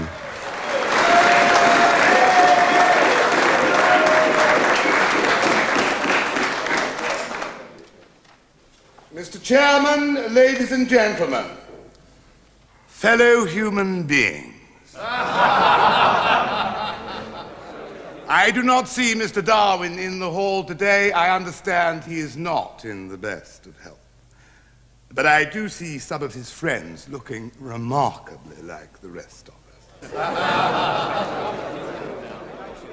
We are all members of that species which my scientific friends like to define as Homo sapiens, that is, thinking man. By that I take it they mean some advance on the rest of the animal kingdom, which acts purely by instinct. For myself, I have another term which I like to apply to man. Homo poeticus, or spiritual man, capable of appreciating the beauty, or indeed the ugliness, in the world around him, capable of contemplating the existence of Almighty God. My friends, I do not have to remind you of the nature of the theory we are gathered here to discuss. It is more than a theory, it is a direct challenge to Christian faith. I have heard it referred to in the hall today as Darwinism. But is this Darwinism, then, some new form of religion that we are called upon to embrace? Are we to abandon forthwith the faith that was vouchsafed to us on that day in Bethlehem, preached from the Mount of Olives, triumphantly revealed on the day of the resurrection? And in favor of what? In favor, my friends, of a view of the world of such crude simplicity, it insults the Creator. If not, as many of us in this hall would agree, it does not actually deny him.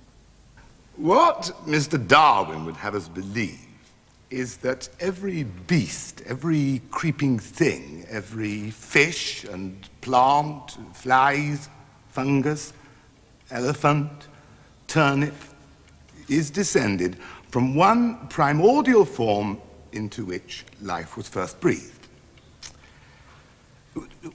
Which particular mushroom, may we ask, has Mr. Darwin in mind for this singular honor? We are not even asked to believe there was any intervention of divine or human will which gave this miraculous mushroom the idea of gracing itself with the nobility of a tiger, with the delicacy of a dragonfly, or the beauty of a lily, and ultimately, of course, of turning itself into man, in the image and likeness of God, the only one of his creations to whom he has given an immortal soul.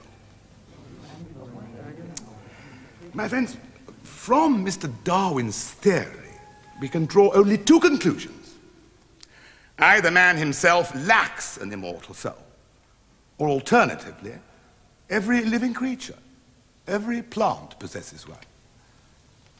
Every shrimp, every potato, even the common earthworm. If this is the case, I don't think any of us will be quite so ready to consume the roast beef of old England when we return to our homes this evening. Permit me to reassure you, ladies and gentlemen, not simply from the teachings of Christ alone, but from the best scientific evidence available, there are features in the human brain peculiar to man and man alone. This is no accident. It is the work of God.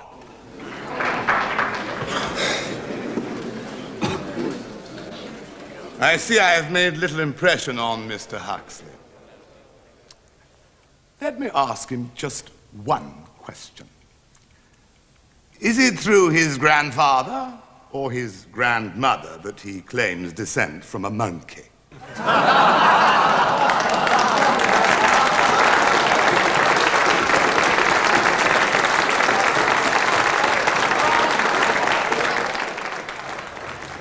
The Lord hath delivered him into my hand.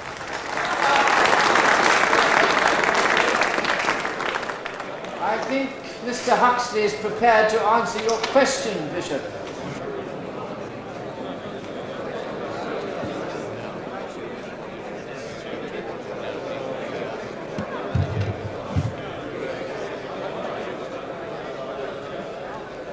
Mr. Chairman, ladies and gentlemen, my Lord Bishop,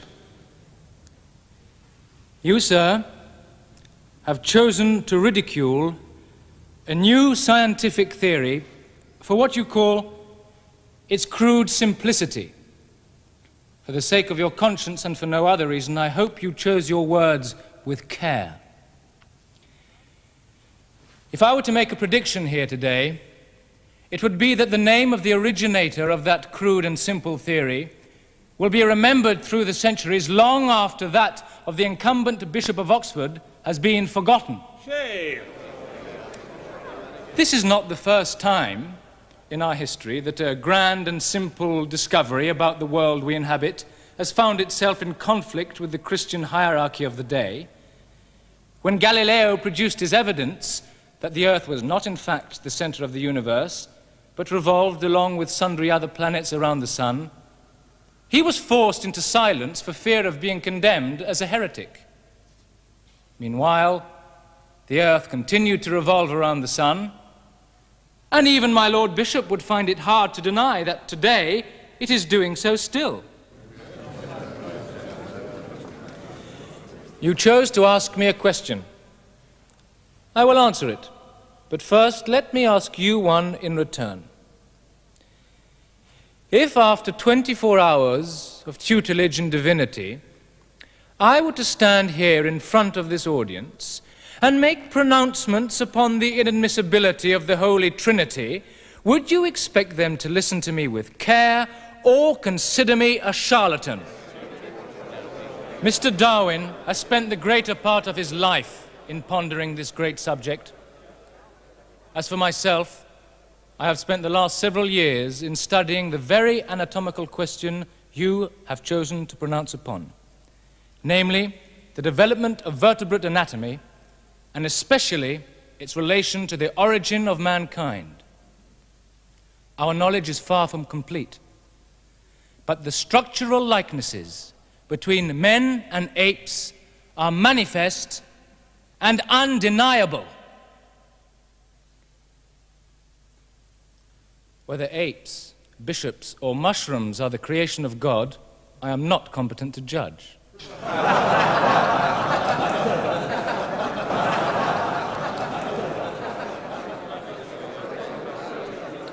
It is perfectly possible to speculate that any phenomenon whatsoever has been produced by some unknown cause.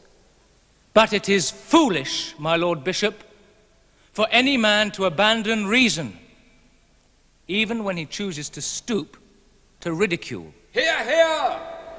I will answer your question, my Lord Bishop.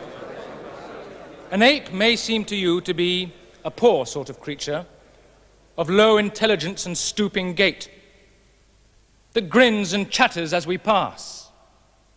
But I would rather have an ape for an ancestor than a man who is prepared to prostitute his undoubted gift of eloquence and culture to the service of prejudice and falsehood.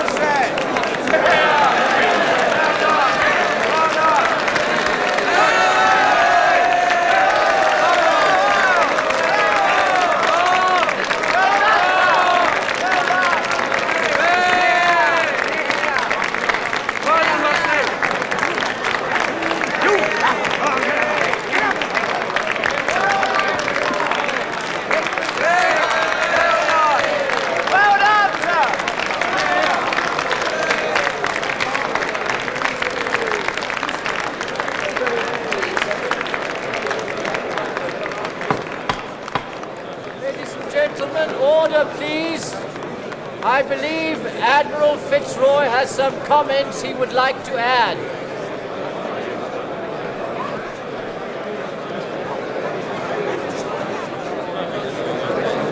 Mr. Chairman, ladies and gentlemen. Ladies and gentlemen, please come to order. When Mr. Darwin was a shipmate on board the Beagle, I often had occasion to remonstrate with him for expressing opinions contrary to the inspired word of God. now realize I wish to state that I regret the publication of Mr. Darwin's book. Nor is it, as Mr. Huxley has claimed, a logical arrangement of the true facts. The facts are here. I am speaking of the unimpeachable authority of the Holy Bible. Get out, FitzRoy! Leave the stage, sir! Ladies and gentlemen, please.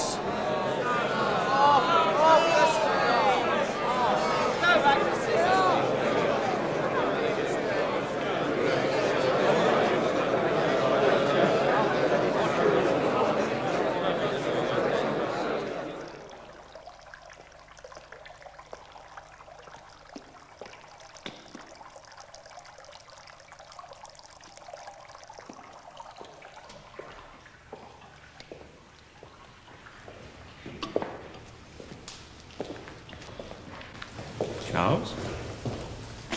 My dear Joseph, how unexpected. Have you come to bring me news of the meeting, or to try the waters? I've never understood how a man of your practical frame of mind can be taken in by these miracle cures. I'm convinced it relieves my condition, but never mind my superstitions. What of the meeting? Was I burned in effigy like poor FitzRoy in New Zealand? By no means, Charles. But he was there, denouncing you for blasphemy. It was as bad as that. No, Charles, the day was yours. If you'd actually been there, I think they might have carried you shoulder high around the town. Huxley was magnificent. I doubt if the good bishop was ever more discomforted in his life. The meeting finally dissolved, in some disorder, leaving you master of the field after 4 hours of battle. Extraordinary. In 600 pages, I made one reference to man, and very few to monkeys or apes. And yet that is all that the world seems to think my book is about. And if you'd actually heard Soapy Sam, you'd have been convinced that he'd never even read it at all. I don't really blame him, or any of the clergy. Why should they modify their beliefs because of me? It's Owen, his sheer duplicity I find hard to forgive. I don't believe I ever shall. Forget him. He's not even worth your scorn. You know, I remember thinking, a year ago it must have been, that if I ever lived to persuade Lyle, yourself, and Huxley, then the subject would be safe. My theory would prevail. It stands of its own accord, I promise you.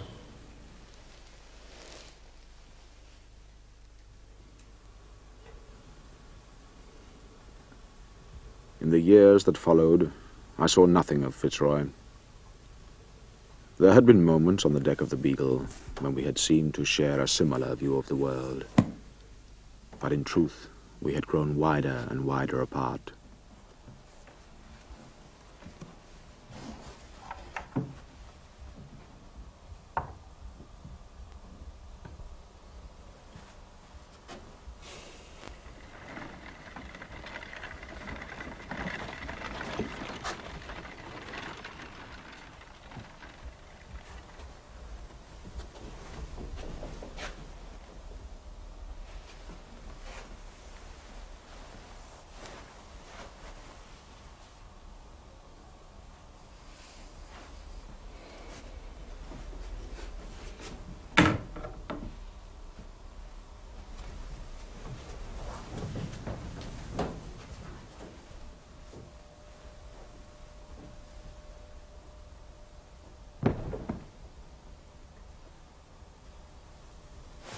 Robert?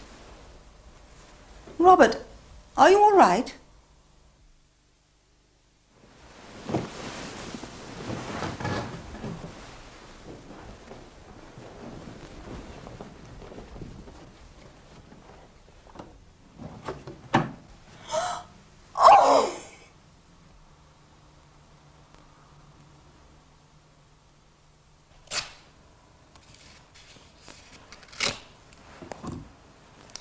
It must have been a sudden fit of depression. You really can't blame yourself in any way. Not directly, perhaps. And yet, you know, I've always had the feeling that somehow I was affecting his state of mind. Nonsense, dear. You haven't seen him for years. No. But my very existence seemed like some kind of affront to him. It happened once before, you know. On the Beagle? At Valparaiso. He was in a very depressed state. He took to railing against me. I think you should put the whole sad business out of your mind. If you ask me, it was going to happen anyway. Those are the very words that Wickham used all that time ago. Poor FitzRoy. Come here and listen to this. Mr. Lyle has had an audience with Her Majesty. He says she expressed a great interest in your theories and hopes to have the opportunity of meeting you. I'm respectable at last. Don't sound so disparaging. I didn't mean to. Anything else? This one seems to be from a solicitor, asking you to give evidence in court. And what sort of evidence? As to why my books should not be burned forthwith? Well, not yours. A man named Bradlaugh and that Mrs. Annie Besant have been circulating a book on birth control. They want you to testify in their defense. Oh, you can't, Charles. I certainly can't. What would Her Majesty think? Do you want to reply? I shall say, I disagree with preventative checks to population. Over-multiplication is useful to humanity, since it causes a struggle for existence in which only the strongest survive.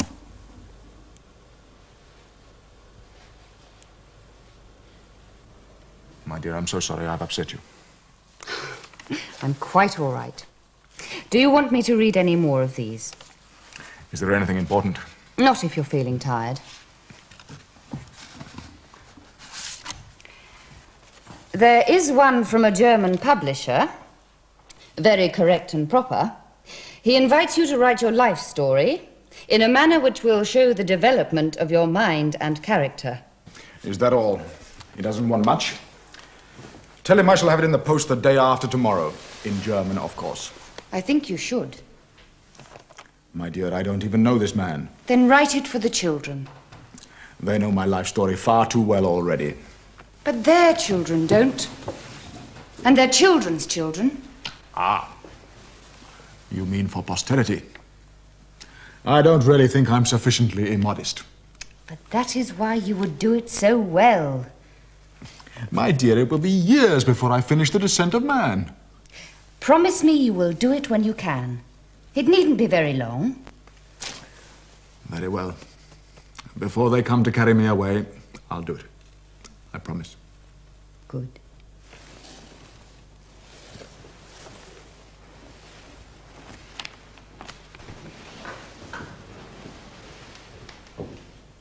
With such moderate abilities as I possess, it is truly surprising that I should have influenced to such an extent what men believe. Indeed, I was considered by my masters and by my father as a very ordinary boy, rather below the common standard in intellect. As for the voyage of the Beagle, it was by far the most important event in my life. It determined my whole career.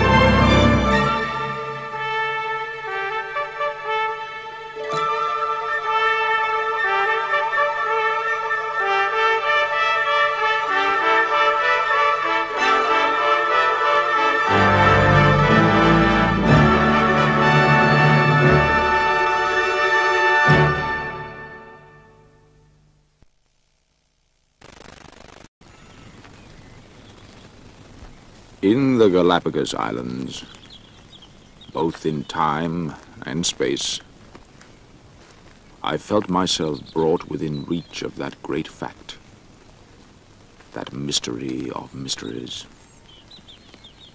the first appearance of new beings on this earth.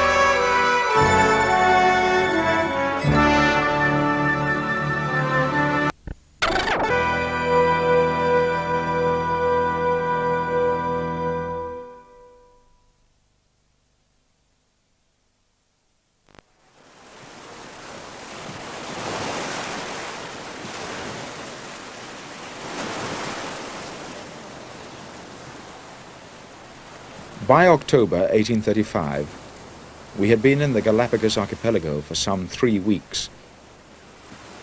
And with each new island that we visited, the more certain I became that the natural history of the region was eminently curious. I was astonished at the amount of creative force on those small, barren and rocky islands.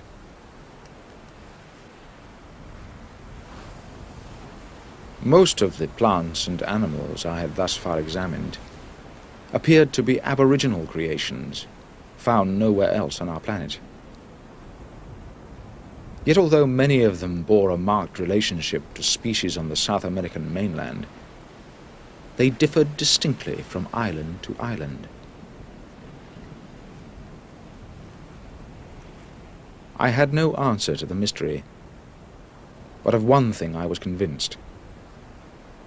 In quite recent geological times, the unbroken ocean was here spread out.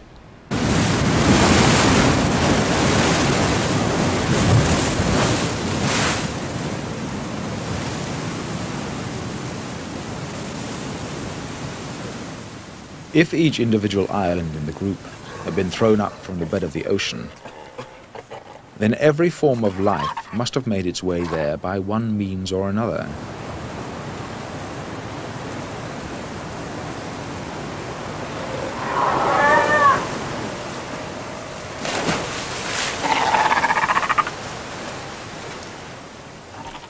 To me, it was clear enough how some of the colonists had arrived on those lava-strewn shores.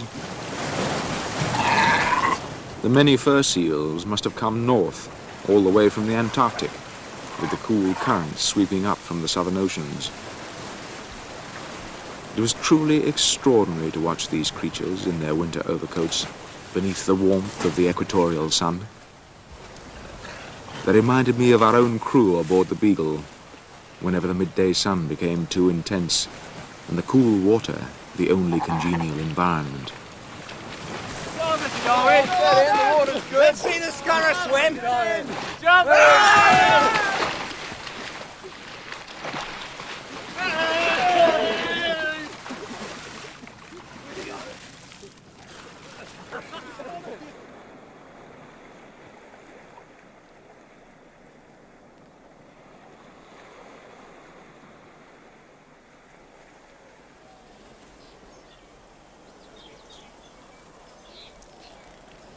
But what of the many reptiles that could not swim? The tortoises and land lizards that abound throughout the Galapagos?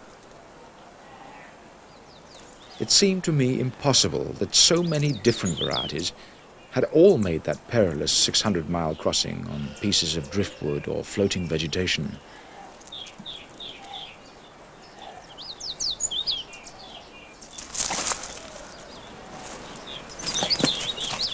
I watched a pair of land lizards fighting over a piece of territory.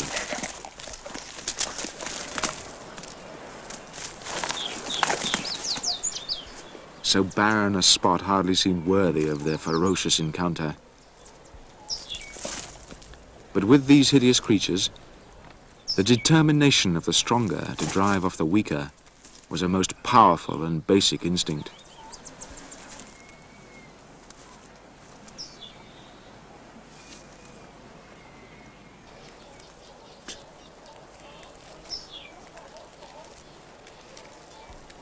No pity was shown to the loser. He had to seek out another territory, less hotly disputed, while the winner remained in solitary command.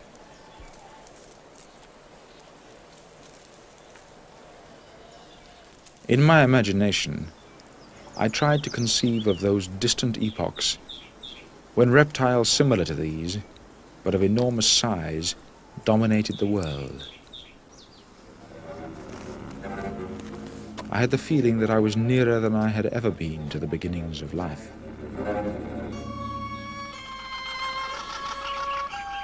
Whenever a new outcrop of land is thrown up out of the turbulent ocean, the first carriers of the seeds of life must surely be the seabirds.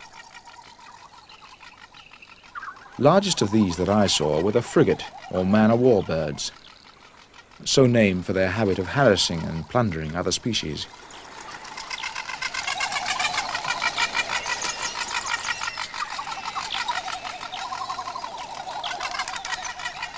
They had been reported as much as 1,000 miles from the nearest land, even though they lack the ability to alight on the surface of the water. And this must increase the likelihood that they carry seeds and tiny insects with them from their place of departure, lodged in their claws and plumage.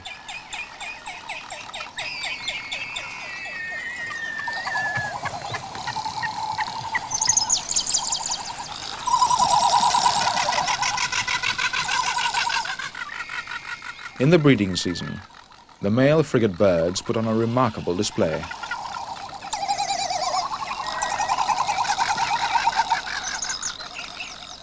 Directly under their throats, they have a bright red inflatable pouch. It acts as a potent lure to the females patrolling the skies above them in search of a partner.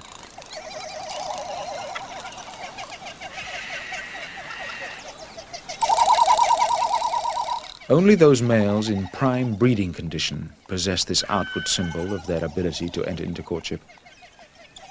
Thus the female wastes no time in her search for a suitable mate.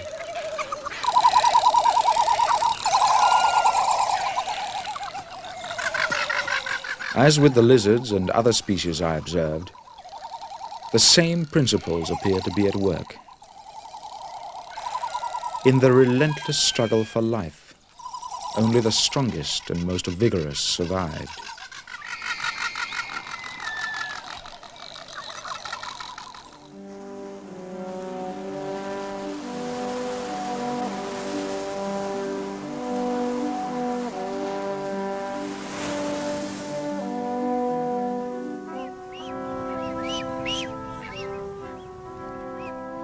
In total contrast to the fierce men of war, the blue-footed boobies were of such a tame and stupid disposition that we could have killed any number of them for our table.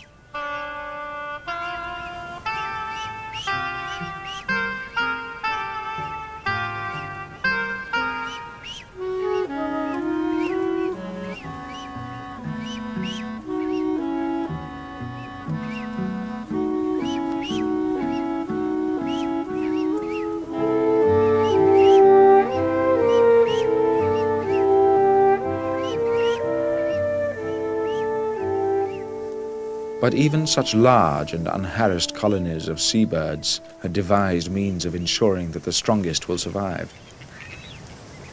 In their nesting grounds, I noticed that although 2 eggs are usually laid, only 1 chick grows to adulthood. The one that first succeeds in gaining its parents' attention on each return from a fishing expedition.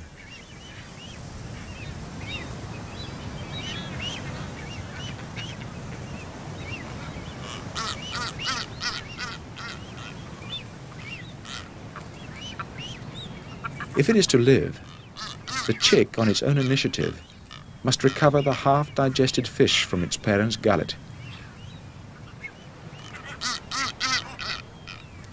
How can the harsh lessons of existence be learned so young, except by instinct? It was as if Mozart, instead of playing the piano at 3 years old with wonderfully little practice, had simply played it instinctively, with no practice at all.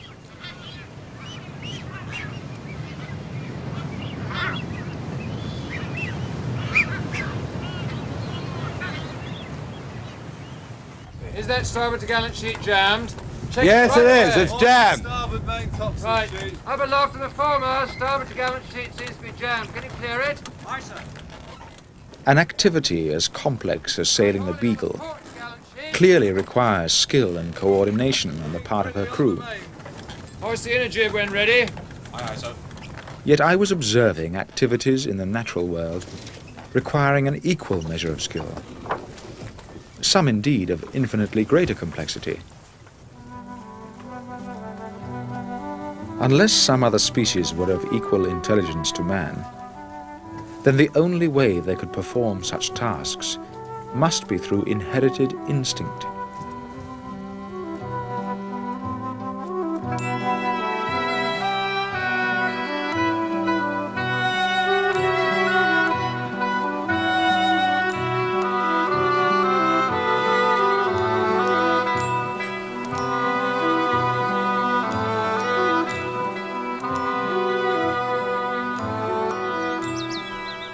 We had heard so many stories of the large number of tortoises and lizards killed or removed from the islands whenever a ship came this way, that I was therefore the more astonished by the extreme tameness of the birds.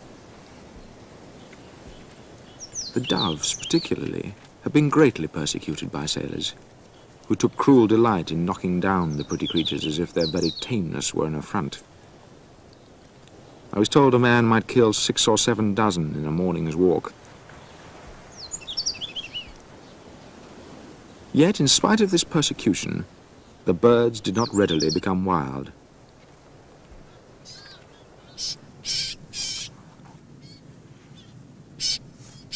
While resting one day with Covington, a group of mocking thrushes gathered to sip from our pitchers of water.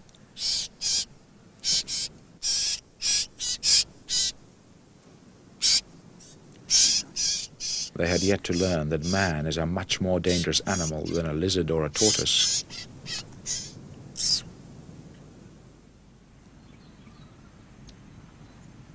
On one occasion, I endeavored to see how near I could approach to a hawk.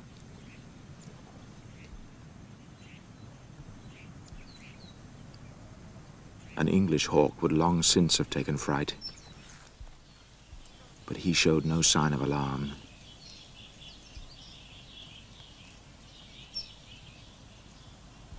As I moved closer, he continued to stand his ground.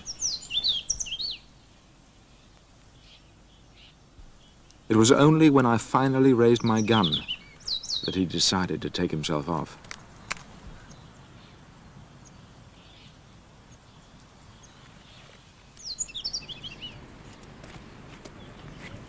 But of all the creatures that excited my curiosity on that extraordinary group of islands, the ones that were to influence the development of my theories over many years were so dull and common in appearance that I very nearly failed to notice them at all. These were the finches that climbed and darted about amongst the cactus trees and other bushes. Although they were all clearly related to each other, there were also distinct differences, particularly in the size and shape of their beaks.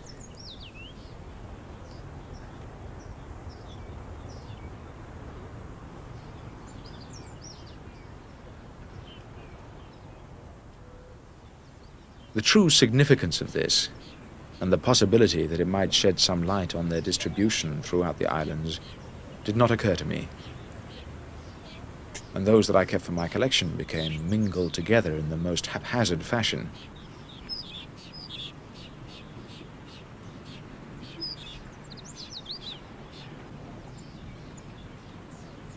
Between us, we had observed 26 species of land bird on the Galapagos Islands, of which 21 can be found nowhere else. But of the